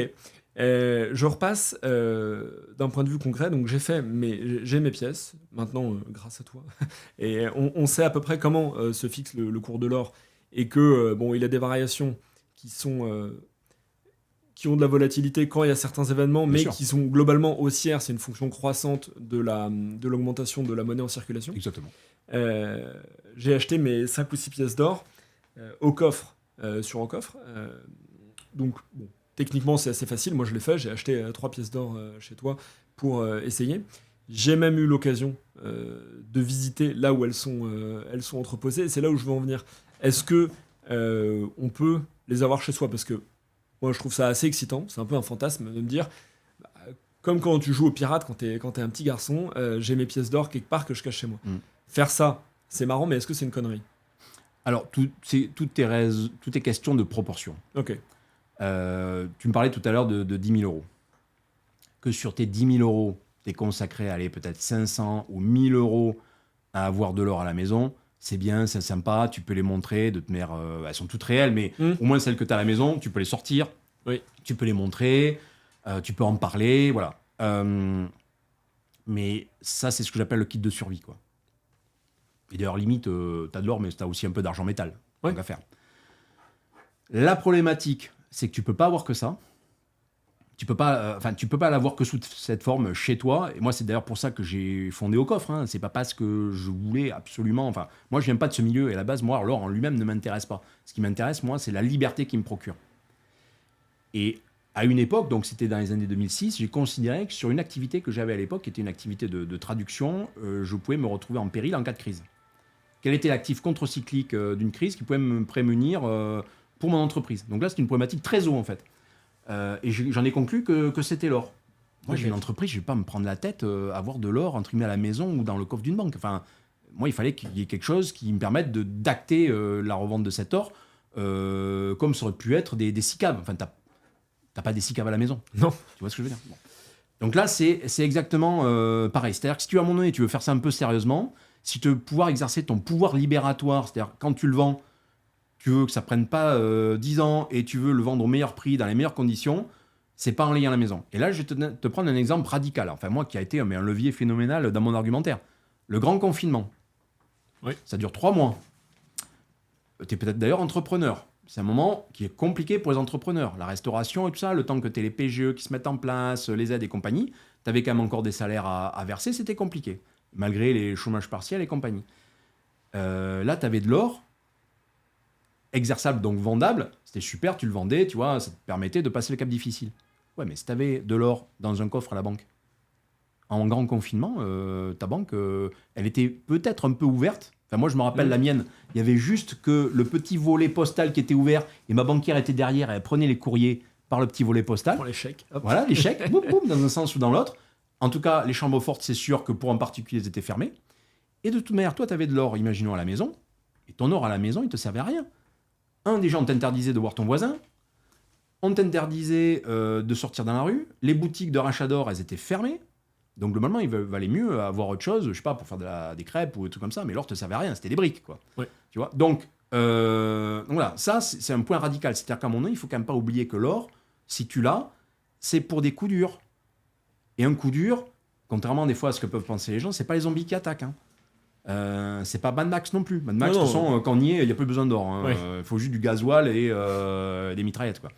Donc voilà, c'est juste un monde normal qui peut être un monde en guerre. L'Ukraine est en guerre, c'est pas Mad Max pour autant. Il y a encore Internet, les banques fonctionnent, voilà, c'est juste qu'ils prennent des bombes et donc c'est un peu dur. Pendant la Seconde Guerre mondiale, le téléphone fonctionnait, la radio fonctionnait. Ok, on était sous contrainte, mais il y avait quand même un semblant de civilisation. C'était pas Mad Max. Donc quelqu'un qui achète de l'or, c'est ça qu'il voit. Et donc pendant la Seconde Guerre mondiale, ou en Ukraine, ou dans un pays un peu sensible, avoir de l'or à ce moment-là sur place, c'est quand même un peu tendu, quoi. Parce que ton or, tu peux te le faire voler, tu peux te le faire confisquer, il peut lui arriver plein de malheurs. Si tu l'as ailleurs, bah, tu as encore Internet, tu as encore le téléphone, tu peux passer un ordre de vente, tu peux te faire virer ça sur un compte étranger, machin, etc. Enfin, tu vois, tu peux avoir des arbitrages. Quand tu es chez toi avec tes petits bras, tu n'as peut-être plus trop d'arbitrage. Oui. Voilà. Et donc, en fait, il faut raisonner sur une réalité plausible. Un confinement est plausible. Une guerre est plausible, mais pas non plus une guerre Mad Max. Voilà, une guerre style Ukraine. Une guerre ou un effondrement. Venezuela, Argentine. Voilà, ça c'est du réel. Ça continue de fonctionner. C'est un peu la règle de base en matière d'investissement, c'est de penser à la liquidité. Exactement. Et donc, attends, je finis quand même par un truc. Ton or chez toi, tu peux aussi basiquement, très simplement, te le faire voler. Oui. Moi, j'ai des amis à qui c'est arrivé. Donc, ils sont allés voir leur assureur. Qu'est-ce qu'il a dit, l'assureur ? Vous ne l'aviez pas déclaré ? Mais oui, voilà, votre or. Mais attendez, excusez-moi, je ne savais pas que vous aviez de l'or, vous ne me l'avez pas dit. Mais alors, je vous explique. Donc, je ne vais évidemment pas vous rembourser votre or, mais en plus, je ne vais pas non plus vous rembourser votre téléviseur. Le reste ? Parce que, en fait, je considère que les gens sont venus pour votre or que vous ne m'aviez pas déclaré, qui a été un appel d'air pour vous faire voler votre téléviseur. Donc, je ne vais rien vous rembourser. Oui. C'est là où avoir de l'or, déjà, c'est mieux qu'une assurance. Mais donc, faut le faire garder. Quand on est, comme tu l'as dit, quand on arrête de jouer, entre guillemets, à partir de 500 000 euros, je reviens sur mes 10 000 euros, donc je peux les faire garder au coffre. Et quand je dis au coffre, je parle de ta boîte, aucoffre.com. Tu les fais garder. Alors, je peux le dire parce que tu m'as invité à voir les ports francs de Genève. Évidemment, je n'ai pas pu faire un reportage vidéo ou photo. Mais j'ai senti que j'étais dans un endroit presque intimidant tellement il était sécurisé. Pourquoi les ports francs de Genève et pas un autre endroit ? Alors, moi, si les ports francs de Genève avaient existé à Bordeaux, les ports francs de Bordeaux, j'y serais allé parce que ça aurait été beaucoup plus pratique. Alors, il y a des ports francs à Bordeaux, mais ils savent conserver du vin. Okay. Donc moi, ça ne m'intéresse pas. Il n'y a pas les infrastructures que nous, on recherche pour les métaux précieux. En fait, nous, ce que l'on a considéré, c'est que l'équivalent des ports francs de Genève n'existe pas en France, à ce niveau de sécurité et ce niveau de culture aussi sur la sécurité des actifs. En fait, aujourd'hui, les ports francs de Genève conservent des dizaines ou des centaines de milliards en valeur d'œuvres d'art. Oui. Parce que c'est leur gros marché, c'est les œuvres d'art internationales qui transitent par Genève, qui doivent rester en zone franche pour pas prendre de TVA. Et c'est normal, parce que tant que tu connais pas le pays de destination, tu vas pas payer de la TVA pour ensuite te faire rembourser. En fait, c'est compliqué, quoi. Tu payes la TVA quand elle arrive dans le pays de destination. Donc, tant que tu es en transit, tu payes pas de TVA. Voilà. C'est normal. C'est pas... souvent, les gens ils disent, mais c'est quoi ? Enfin, non, mais c'est normal. C'est juste... tu vas pas faire 2 fois des formalités douanières pour rien. Bref. Bon, mais comme ça, ce système existe pour l'art sur la partie zone franche, bah, ça existe aussi sur la partie non franche, donc qui est la partie suisse, en fait, tout simplement. Donc nous, on n'est pas dans la partie port franc, en fait, on est dans la partie... Alors, c'est bien les ports francs, mais dans la partie suisse, en fait, qui n'est pas concernée, en fait, par les problématiques douanières, donc qui pourrait subir la TVA, mais comme il n'y a pas de TVA sur l'or, bon, ben voilà, nous, on est stocké là pour la partie or, et comme c'est ultra sécurisé, c'est des équivalents de blocos, mais enterrés dans un blocos. C'est-à-dire que les ports francs, c'est un blocos, et dedans, ils ont construit des blocos. Ah oui, c'est une boîte dans la boîte. C'est une boîte dans la boîte. C'est ce que je m'étais dit. Donc tu peux l'attaquer par haut, par en bas, à gauche ou à droite, etc. Tu vas forcément à un moment donné tomber sur... Tu arrives sur un vide. Et là, il faut que tu creuses encore 60 cm dans du béton vibré. Et il faut se dire que déjà, au bout de 2 minutes, si tu as déjà fait vibrer le sol quelque part, tu as des gens armés qui arrivent immédiatement. Nous, ça nous arrivait de le tester parce que... on a souvent des installations à faire, des systèmes de sécurité à rajouter. Oui. Il suffit que nos partenaires des ports francs aient oublié de couper les sismiques ou des choses comme ça. Boum, de suite, tu as la police genevoise qui arrive et ça boit des Suisses, mais tu rigoles pas ils rigolent pas du tout. Ils arrivent harnachés comme des Robocop avec des mitraillettes, on connaît même pas la marque, mais ça fait peur. Et c'est bon, on lève les mains même si on est bien, quoi. Donc non. Ouais, À laissez toute heure de la tranquille. journée, Ok. voilà, c'est plutôt ultra sécurisé. Ça n'existe pas en France, en tout cas à disposition pour des entreprises et à plus forte raison pour du grand public. Et d'ailleurs même, les ports francs ne sont même plus accessibles ni pour le grand public ou pour des entreprises pour des activités similaires à la nôtre. On est les seuls, en fait, dans un profil comme le nôtre, d'ailleurs, à même à être autorisé parce que c'est un format particulier de business et ils ne veulent pas non plus avoir quelque chose d'aussi dense en valeur dans leur coffre. Et par rapport à parce que moi, je vois l'avantage de le faire conserver sur rocoff.com dans le sens où, bon, bah, comme tu l'as dit, il n'y a pas besoin de le répéter, niveau sécurité, c'est assez garanti. Et puis, en fait, de l'avoir en garde chez toi, ça veut dire que le jour où moi je veux revendre mes 3 pièces en cas de coup dur, parce que tu l'as dit, hein, les coups durs, c'est pas forcément l'attaque de zombie, mais ça peut être les 3D, hein, décès, déménagement, divorce. Exactement. En fait, la liquidité est garantie parce que bah, t'en as la garde, elles sont pas chez moi, j'ai pas besoin de me pointer chez Godot rue Vivienne, je fais ma transaction sur ta plateforme et ça sera réglé. Mais qu'est-ce qui se passe pour les gens qui ont de l'or dans un coffre, mais pas chez toi? C'est-à-dire, il y a d'autres solutions pour faire garder son or. Il y a Oui, des bien gens sûr. qui ont des coffres à la banque ou il y a des sociétés de gardiennage, des Brinks ou des choses comme ça. Oui, oui, évidemment. Enfin, Bah, avantage, inconvénient. Bah, Inconvénient plutôt, je sais bah, pas. non, mais l'avantage après, c'est qu'intellectuellement, on reste sur des clients qui aiment bien avoir un accès immédiat et direct à leur or. Bon, en fait, tu as pu le voir quand même, nous, il y a quand même aussi un accès direct. Hein. Oui, Si oui, bien tes sûr. pièces, je sais plus à ce moment-là si tu en avais, mais si tu avais voulu les voir, Ouais. on aurait pu te les présenter. Mais là, dans l'imaginaire collectif, les gens se disent bah, que c'est quand même mieux parce que ils peuvent quasiment y aller à pied, ils peuvent le récupérer et la messe est dite. Mais je reprends mon exemple de grand confinement. Quand tu es confiné à la maison, ta banque elle est fermée, tu peux pas y aller. Et s'il y a un banque... Alors parce qu'attends, il faut quand même se dire que moi, j'ai à peu près la moitié de ma clientèle qui est un peu câblée comme moi et qui achète de l'or dans une logique de débancarisation. Quand je dis débancarisation, ça ne veut pas dire tout sortir à la banque. Non, c'est juste avoir ce qui est nécessaire à la banque et pas plus.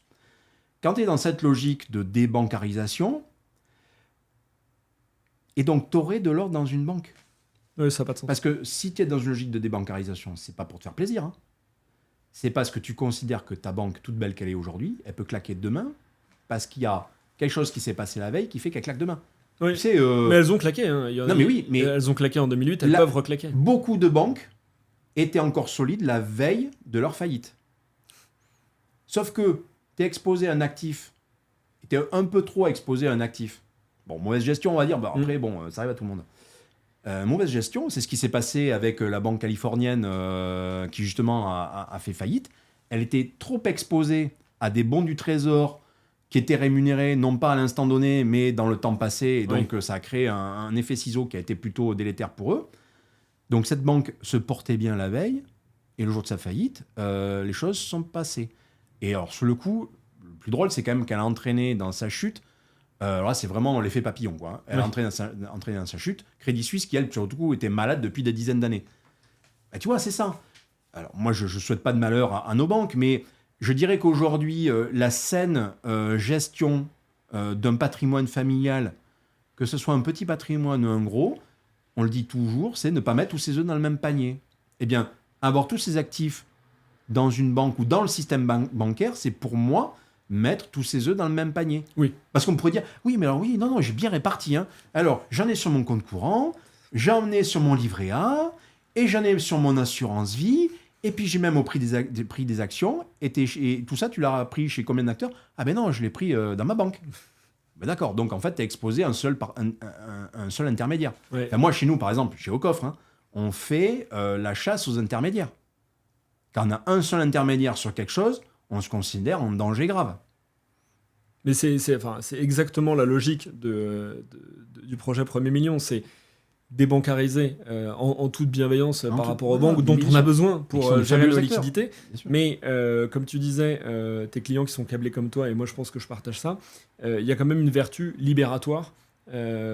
Certains vont dire libertaire, libertarienne, à détenir de l'or. Chacun sa vision, mais pour moi, investir dans un placement qui a assez d'accessibilité pour que tout le monde puisse y aller à partir de 500 euros, 1000 euros, parfois moins, on a vu il y a certaines pièces à 300 euros.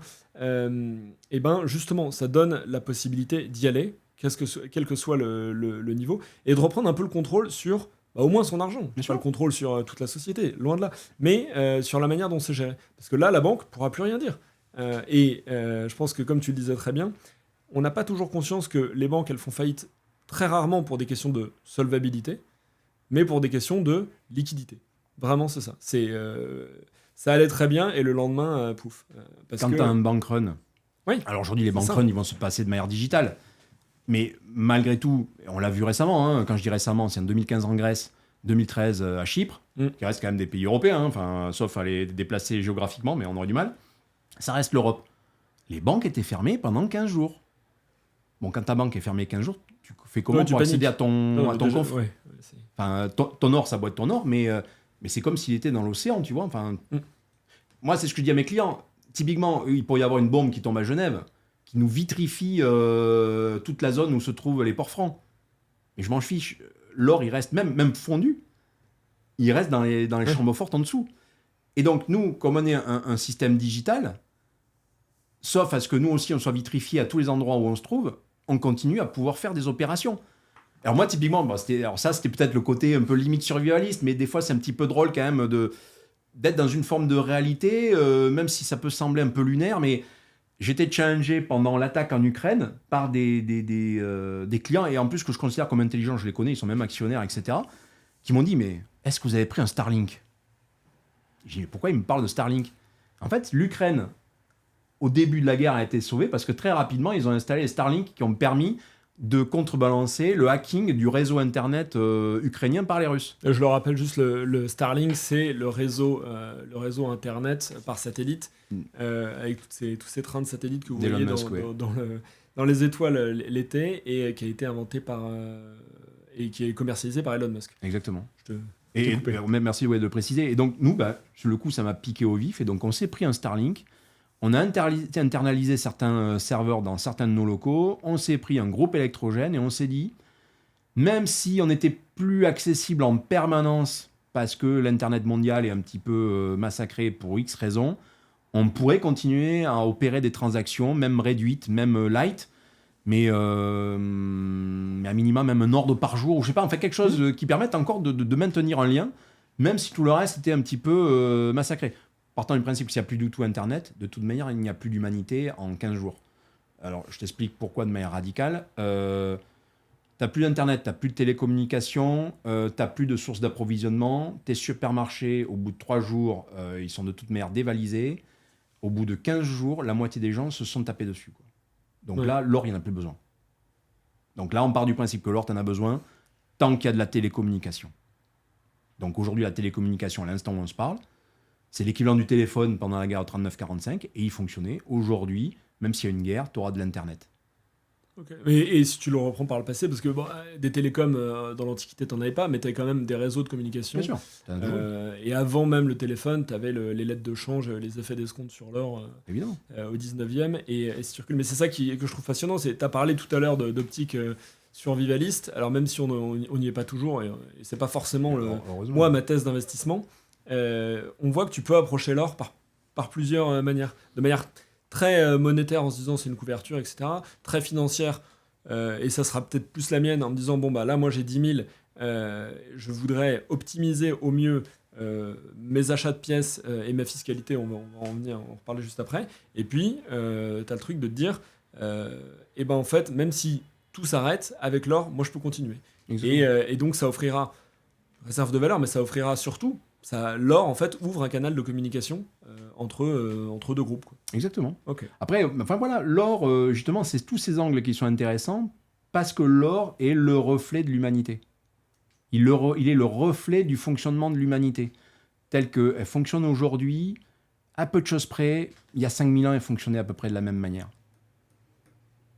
Tu as des échanges commerciaux. Je note. C'est beau, l'or est le reflet de l'humanité. Non, mais c'est bien parce qu'il y a un jeu de mots avec le fait. Donc l'humanité est plus brillante qu'on ne le croit parfois. Mais oui, on se désespère aujourd'hui. Mais c'est à ça qu'il faut s'accrocher, parce que sinon on se tire tous une balle et l'affaire est déjà pliée, ce qui n'est pas du tout le cas, quoi. Et d'ailleurs, l'or sera peut-être cet actif avec d'autres peut-être, mais qui aidera peut-être à redémarrer après des périodes compliquées. Parce qu'on sera passé par des périodes très difficiles et l'or sera peut-être cet actif lisible, compréhensible, utilisable pour plein de raisons qui permettra de redémarrer une humanité qui aurait pu être à l'arrêt ou dans une situation où les fonctionnements fondamentaux d'aujourd'hui n'existeraient plus ou seraient dramatiquement amoindris. Parce que ça s'est déjà passé. Je te donne un exemple. Au Moyen-Âge, les pièces de monnaie qui circulaient le plus, c'était des monnaies romaines, frappées 1000 ans avant. Ouais, on a beaucoup moins l'habitude de raisonner avec une perspective de millénaire aujourd'hui, mais ok, ça met en perspective cette espèce de côté permanent de l'or qu'on voit aujourd'hui. Enfin, c'est encore, je me répète, mais c'est ça qui me fascinait quand tu vois que des gens qui sont des milliardaires ou centaines de millionnaires en crypto achètent et continuent à acheter de l'or parce qu'ils le voient avec leur vision. Et de la même manière que leur payeur de Cayenne, il va payer 3 bières avec sa pépite qu'il aura trouvée dans le ruisseau, et que, comme tu le disais, on payait pendant l'Empire romain avec des pièces frappées. Pendant le Moyen-Âge. Pendant le Moyen-Âge, oui, pardon. Au Moyen-Âge, on payait encore avec des pièces romaines. Frappées pendant l'Empire romain. Parce qu'on n'avait pas confiance dans les monnaies royales qui étaient souvent limées par le roi lui-même. C'est comme ça que l'inflation a été inventée, c'était par un roi français qui a commencé à limer les propres pièces qu'il émettait pour pouvoir en faire plus, oui. Et donc être quelque part plus riche facialement, alors avec un or qui avait été quelque part déjà volé avant même qu'il circule. Donc les gens avaient plus confiance dans les pièces qui circulaient entre eux et qui étaient des pièces plutôt romaines, voilà, qui portaient en elles-mêmes la confiance. C'est un peu comme les fameuses monnaies de confiance à la fin de la Révolution française, où les gens n'avaient pas confiance dans les assignats, ils avaient confiance dans des monnaies en bronze qui avaient été émises par des industriels. Voilà, bon ben... on peut à défaut d'or. À défaut d'or, oui. Ouais. Ok. Je continue sur mon aventure sur la plateforme parce que moi j'ai fait toute l'expérience au coffre pour justement pouvoir en parler avec un peu plus de crédibilité. J'ai acheté moi donc, je te dis 3 pièces d'or ou un peu plus, je sais plus, fin 2020 à peu près. J'ai peut-être eu du nez parce que je l'ai acheté justement juste après le vaccin. Aujourd'hui, sur la base de ces pièces-là, donc je peux le consulter assez facilement sur mon tableau de bord au coffre. Donc je suis à peu près en rendement annuel entre 8 et 9%. Ça te paraît pas déconnant, ça ces chiffres? Enfin, c'est à peu près ça. C'est difficile de lire parce que je parle en fait, il y a la valeur de la pièce, la valeur d'achat et la valeur d'échange aujourd'hui. Donc ça, cette lisibilité, elle est la bonne. En parallèle, j'ai fait ce qu'on appelait tout à l'heure du DCA sur Veracash, parce que j'ai appris que Veracash appartenait au coffre, et comme tous ces gens étaient fort sympathiques, je me suis dit je vais essayer, sur lequel j'investis tous les mois la même somme, et c'est là-dessus que j'ai fait le plus de rendement depuis 3 ans, et je continue même. Peut-être du fait du DCA, justement. Oui, sans doute parce que j'ai réussi à lisser les cours d'achat, et que... alors, la question qu'il y avait après, c'est, je sais ce que j'ai acheté, parce que j'ai acheté du Vrenelli, du Napoléon, etc. Et tu m'avais même donné la possibilité de les regarder quand j'étais au Port-Franc, je t'en remercie. Peut-être la dernière fois que je les ai vus, on ne sait pas. Je ne sais plus où je voulais en venir. Ça sera coupé au montage. Si, je voulais parler du DCA. Ouais. Quand j'achète en DCA sur Veracash, qu'est-ce que j'achète? Est-ce que j'ai de l'or réellement qui m'appartient? Est-ce que je peux le demander? Alors pareil, tu as de l'or physique en sous-jacent, mais ça sera compliqué de le demander parce que tu rejoins le groupe de clients détenteurs de ce tas d'or, en fait, on va dire. Voilà, aujourd'hui, c'est quasiment 3 tonnes. Ok. Et ces 3 tonnes, en fait, on les a partitionnées en mini-particules de 0,5 chiffres après la virgule du gramme. Ok.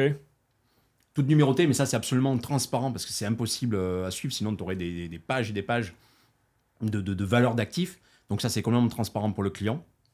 Et en fait, tu es propriétaire de cette forme de tokenisation d'un stock d'or. Alors, j'emploie le terme tokenisation. Attention, c'est pas employé dans le sens blockchain du terme. Ouais, dans le sens le terme digital. tokenisation existait avant que la blockchain ne soit utilisée. Et donc nous, Veracash, on l'a lancé en 2012. C'est pas du tout un système sur la blockchain. C'est pas VeraOne, par exemple. Non. Mais pour autant, l'actif physique, donc les fameux 3 tonnes d'or, il est partitionné en mini-particules digitales qui en fait viennent compléter les portefeuilles de chacun des clients. Donc là, sur le coup, il y a deux types d'or sur VRcash. Il y a ce qu'on appelle le Gold Spot et le Gold Premium. Gold Premium, c'est que des pièces, avec pour les Français plutôt une fiscalité sympa, donc jetons et cours légaux. Et le Gold Spot, c'est que du lingot. Donc la majorité des Français achètent du Gold Premium, même si c'est un peu plus cher sur la commission, etc. Parce que fiscalement, ils savent qu'à la sortie, ça sera plus intéressant pour eux. Et voilà, donc d'ailleurs cette année, voilà, pour finir là-dessus, tous les ans on a nos audits, enfin tous les 6 mois on a des audits, et en fait tous les ans on a des gros audits. Et cette année, on avait un audit spécifique sur VRcash. Quand je dis spécifique, c'est parce que tous les ans, en plus des auditeurs, on a des gens délégués par l'association d'utilisateurs de Haut-Coffre qui viennent et qui regardent que les audits se passent bien pour s'assurer que dans les coffres, il y a toujours de l'or ou de l'argent. Les auditeurs d'auditeurs. Les auditeurs d'auditeurs. Et puis, beaucoup des clients. Donc ça, c'est génial parce que ça permet d'avoir des gens qui sont nos clients, que nous, on ne choisit pas. C'est l'association qui les choisit. Nous les envoie. Ils sont 2 tous les ans. Ils viennent. Et cette année, le focus était VRcash. Donc, moi, mes collègues VRcash et ces fameux auditeurs, bon, je ne les ai pas vus pendant les 3-4 jours parce que j'avais d'autres choses à faire, mais voilà, ils sont restés ensemble et ils ont discuté des protocoles, des processus. Ils ont vu justement comment l'or VRcash était conservé, que chez Haut-Coffre, c'était un client à part entière. Donc, au moment, c'est assez facile à vérifier. Hein, c'est VRcash, un titre de propriété, alors avec des dizaines de milliers de produits dessus. Et donc, voilà, ils ont pris au hasard des produits sans les voir qu'ils existaient bien dans les coffres et tout ça. Enfin. Ok, donc voilà. Moi j'ai regardé au moment où on parlait, moi j'ai 12,32 grammes de Gold Spot, 11,48 de grammes de Gold Premium. Je suis assuré que comme c'est du spot, enfin comme c'est pas comme si c'était un ETF ou un token, mais aucoffre.com détient bien, fait bien la conservation 100%. de ces 12 plus 11, 23 grammes 80 d'or. Ouais. Ça, okay. C'est notre engagement et c'est notre responsabilité. Et moi, pour bien dormir, je ne peux bien dormir que si je sais que la contrepartie de 100%. Parce que moi, ce que j'annonce à mes clients, c'est que si un jour ils veulent faire un bank run chez nous, grand bien leur a fait, moi je serai plus riche après qu'avant. Oui. D'ailleurs, ça, il faut qu'on en parle. Donc moi je paye donc des frais de garde au coffre et des frais de transaction légers sur mes transactions mensuelles sur VRcash. Qu'est-ce que, à part le poids de l'or et la prime, qu'est-ce que je paye à au coffre quand je suis sur ta plateforme, quand je suis utilisateur? Alors, chez au coffre, si tu es un acheteur ponctuel, tu paieras des frais de garde. Oui. De quel ordre à peu près? C'est 5 € par mois et par tranche de 200 grammes d'or. Alors l'avantage, c'est que là, le calcul est vite fait. Quelle que soit la valeur de l'or, c'est 5 €. Okay. Puisqu'on est sur le poids. Donc c'est très démocratique. Voilà. Nous, après, on se débrouille de notre côté sur le modèle économique des frais de garde, mais au moins, ça permet, par rapport à la clientèle, d'avoir quelque chose de très lisible. C'est plus intéressant d'en avoir 199 grammes plutôt que 10 grammes. Quoi. Tu payes la même chose. Grand bien leur en fait, mais voilà. Et après, le palier de 200, 400, etc. Sachant qu'à 200 grammes, tu es à 7,11, donc à peu près à 15 000 €. Ouais, c'est déjà correct. En fait, globalement, nous, la plupart des clients, 2 tiers des clients rentrent dans ce genre de range, quoi. Donc voilà. Oui. Après, nous, on a quand même une clientèle qui est super engagée. Et donc, on a des services qui permettent justement d'entretenir cet engagement.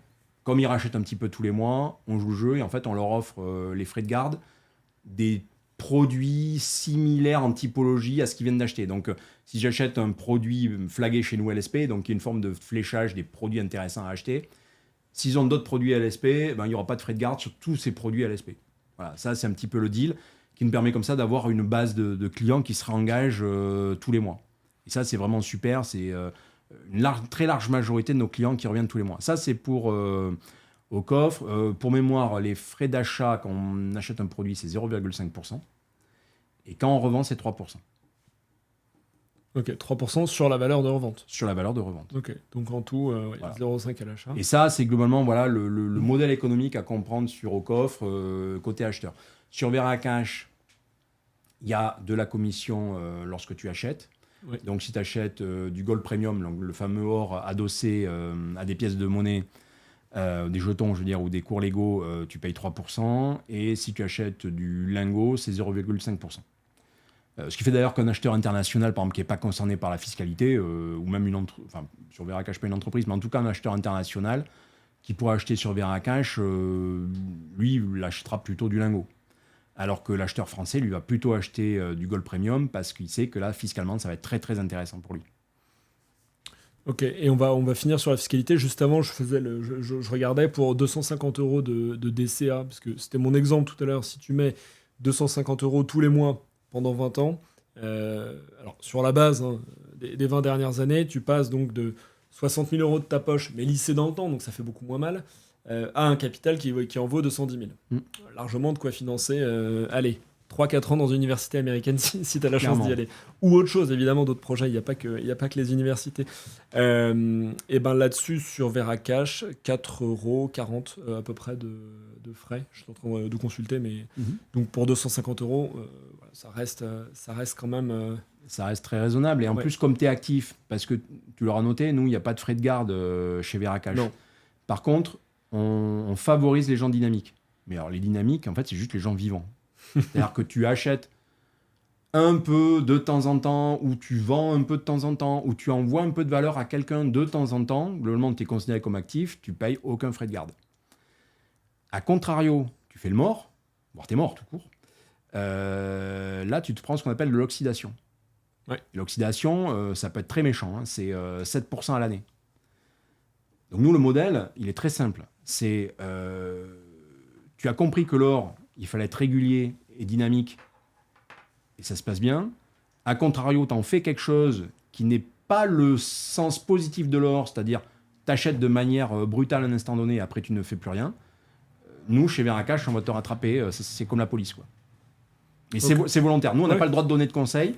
Donc, notre manière indirecte de baliser ou de flécher les bonnes pratiques, c'est sur nos prix et notre offre commerciale.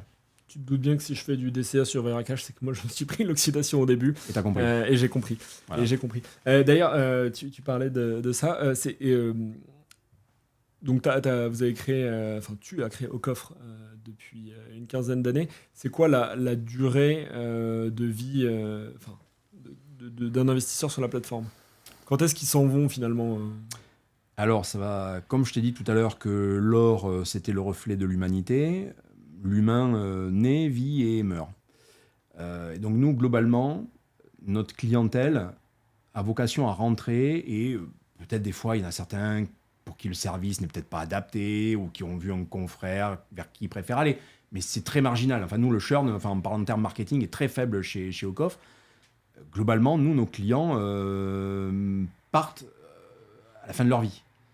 Ok. Et donc, en bout de course, on a un contact après avec le notaire, les familles pour la suite. Et donc, un client, potentiellement, devient 2 clients, 3 clients.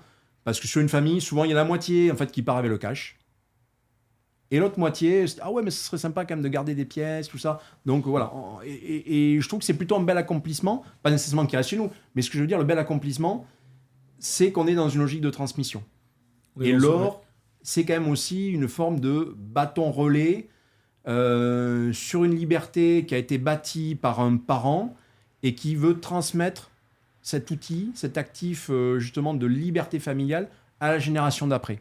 Et nous, on est ultra facilitant là-dessus. Nous, on a chez nous des collègues qui sont dédiés justement aux successions, qui sont rodés à Saint, qui travaillent tous les jours avec le notaire. Et voilà, on exécute les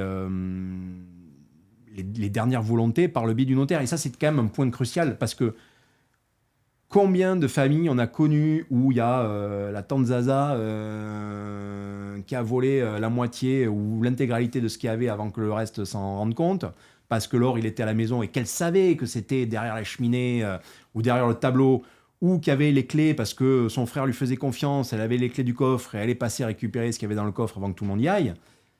Ça, tout le monde a une famille où à un moment donné, il y a quelqu'un à qui c'est arrivé ou qui l'a fait. Voilà, donc nous au coffre, à partir du moment où le décès est annoncé, le compte il est bloqué. On considère que notre client, c'est celui qui est décédé, pas un autre. Ok. Et notre interlocuteur à ce moment-là, c'est le représentant des ayants droit. Ça ne peut pas être un enfant ou un fils ou qui que ce soit, machin, c'est le notaire. Et donc, quelque part, même si le décès est arrivé de manière brutale, mais quelque part, les volontés du parent dans la majorité des cas, est exécuté. Un parent, qu'est-ce qu'il veut ? Il veut la paix, quoi. Il veut que les choses se passent bien. On le souhaite, ouais. Il espère qu'après lui, les choses se passent sereinement. Je connais peu de parents qui veulent la guerre, qui veulent que les enfants s'entretuent, etc. On peut s'entretuer pour l'or. Hein. Donc nous, moi par rapport à l'or, je suis très détaché, je suis très paisible. Je ne souhaite pas à mes clients qui s'entretuent pour une matière qui n'est finalement qu'un actif sur un tableau périodique. Ok, alors on va s'intéresser pour finir sur la partie avant. J'ai stocké mon or, j'ai gardé mon or depuis 15-20 ans sur au coffre.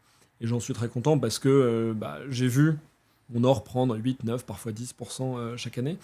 Maintenant, moi, ma base de comparaison pour la fiscalité, c'est la flat tax. Parce que, comme tu l'as dit, il serait fou d'avoir que de l'or, il faut aussi avoir des actions, des cryptos, etc.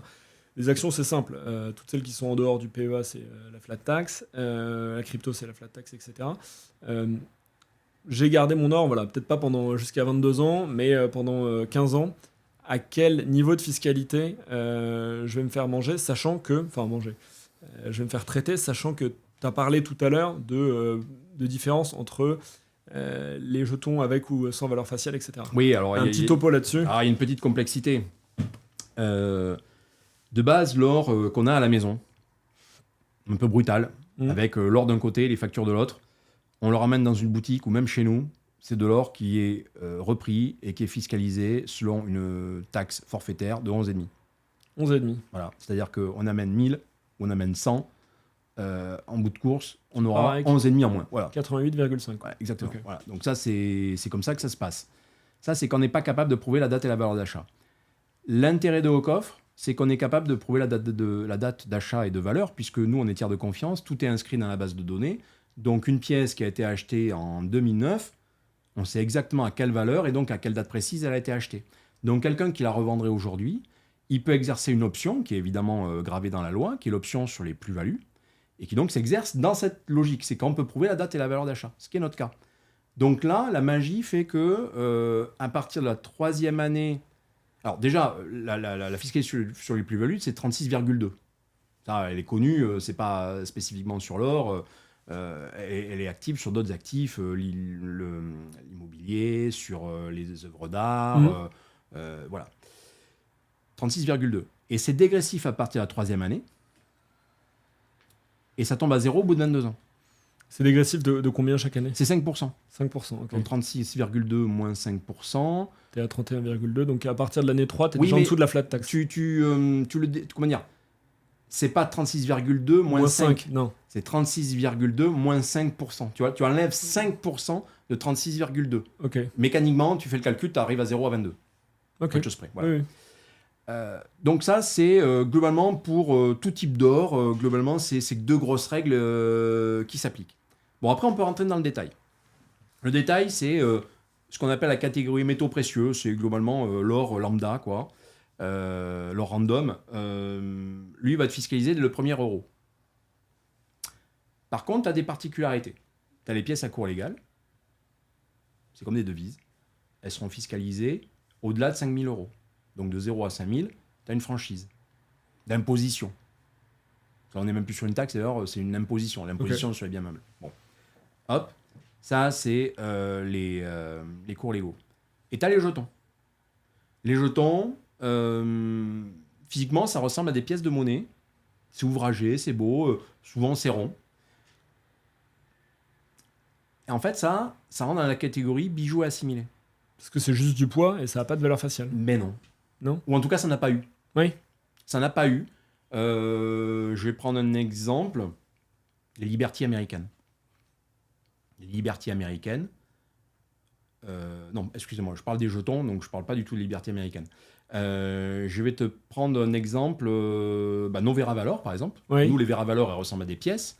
Celles qui n'ont pas de cours légaux sont des jetons. Elles ont été frappées en dehors de tout État. Elles n'ont pas de valeur faciale légale, elles n'ont pas de cours légal, donc ce sont des jetons.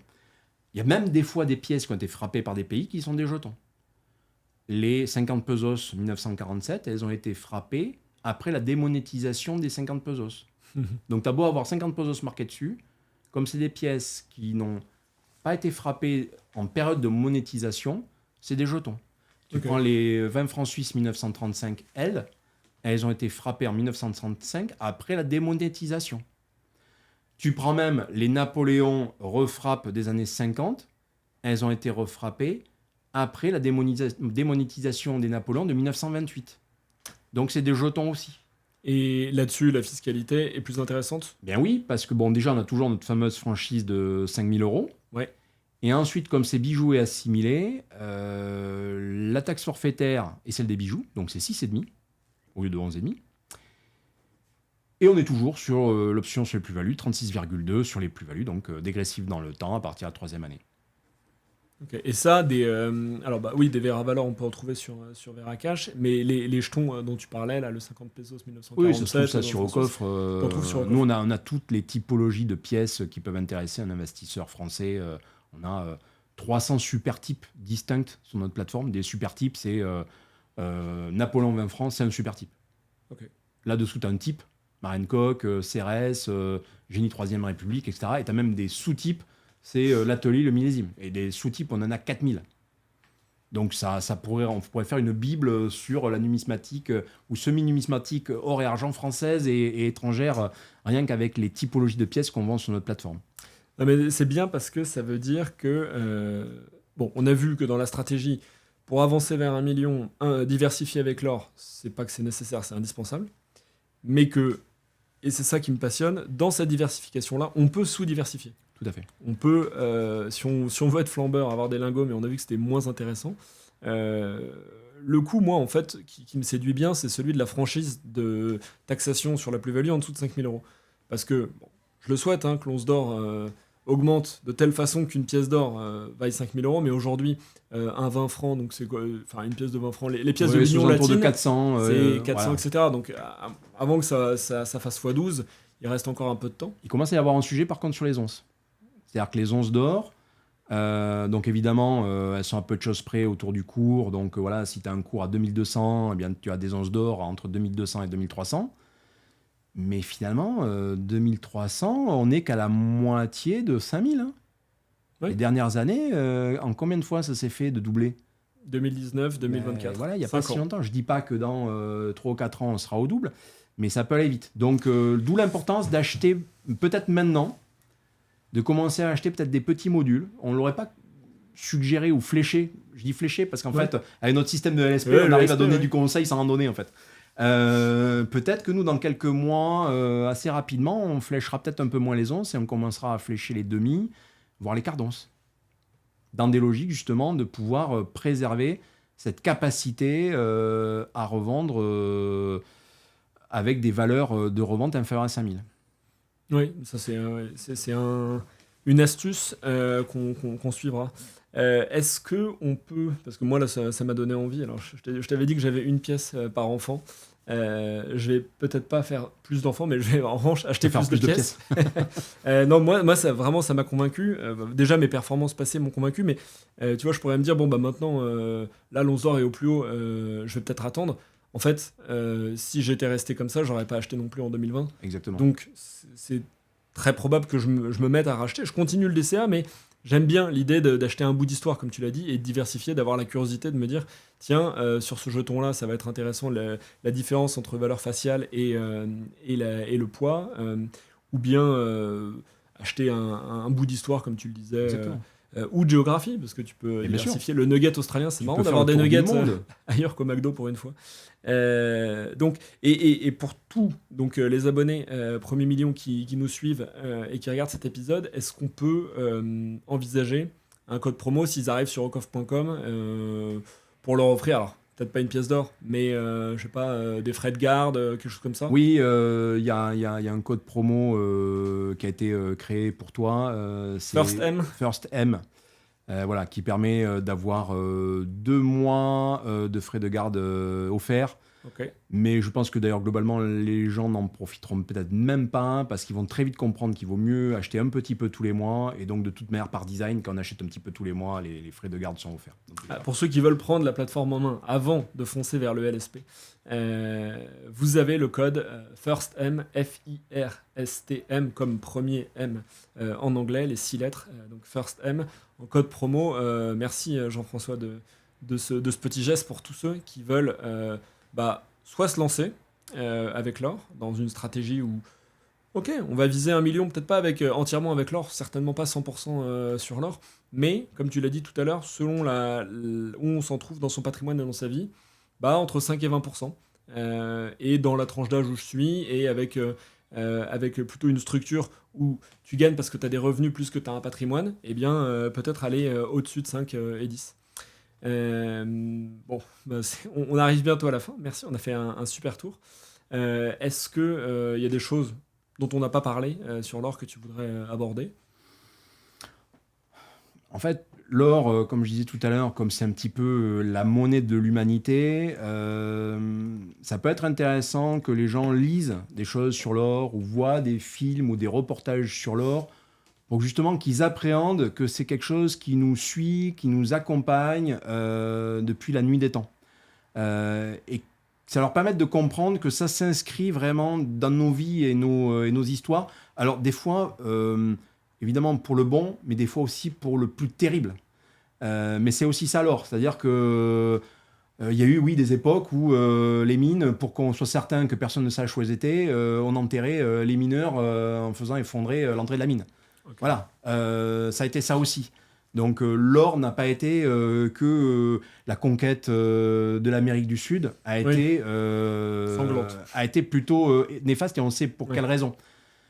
Voilà, c'est aussi tout ça, mais une fois qu'on l'a compris, qu'on l'a digéré, qu'on a compris que finalement l'or était comme nous, ça permet de mieux l'appréhender, mieux le dédramatiser, et de se dire que finalement, s'il est comme nous, il est peut-être parfois complexe, mais on peut lui parler, on peut l'aborder, on peut essayer de faire des choses avec lui, et il est relativement franc, relativement à disposition quand les choses se passent mal. Donc c'est ce fameux bouclier qu'on met au-dessus de la cheminée et qui est visiblement qui est toujours là, on le voit, mais on ne l'en sort que quand on en a vraiment besoin. Tu as un exemple d'ouvrage, soit un film ou un documentaire, un reportage, ou un bouquin à lire sur l'or? Alors, là donc ça veut dire qu'après que j'aurais dit ça, chapitre.com va être raflé du livre en question, parce que c'est un livre qui n'est plus édité depuis les années 70. C'est l'histoire de l'or de Cédillo. Ok. L'histoire de l'or de Cédillo. En fait, c'est un ouvrage qui est vraiment excellent. Et moi, ça fait partie de ces ouvrages, j'en ai lu d'autres, mais que j'ai lu, on le mettra d'ailleurs peut-être en commentaire en dessous de ta vidéo, ça sera intéressant. Ça fait partie de ces ouvrages anciens que j'ai lus avant de lancer Ocoff.com. Et d'ailleurs, je n'ai lancé Ocoff.com que parce que j'avais lu beaucoup d'ouvrages anciens qui m'ont permis d'appréhender ce qu'était l'or, non pas juste en 2007, 8, 9, mais dans tout ce que ça représentait depuis beaucoup plus longtemps. Et ça m'a permis de me dire qu'effectivement, il fallait faire quelque chose autour de cet actif qui n'était pas périmé, qui n'était pas une mode, qui n'était pas juste que ce truc qu'on voit derrière des boutiques, des fois plus ou moins poussiéreuses. Ça allait bien au-delà de ça. Ça ne brille pas par hasard, quoi. Voilà. Ouais.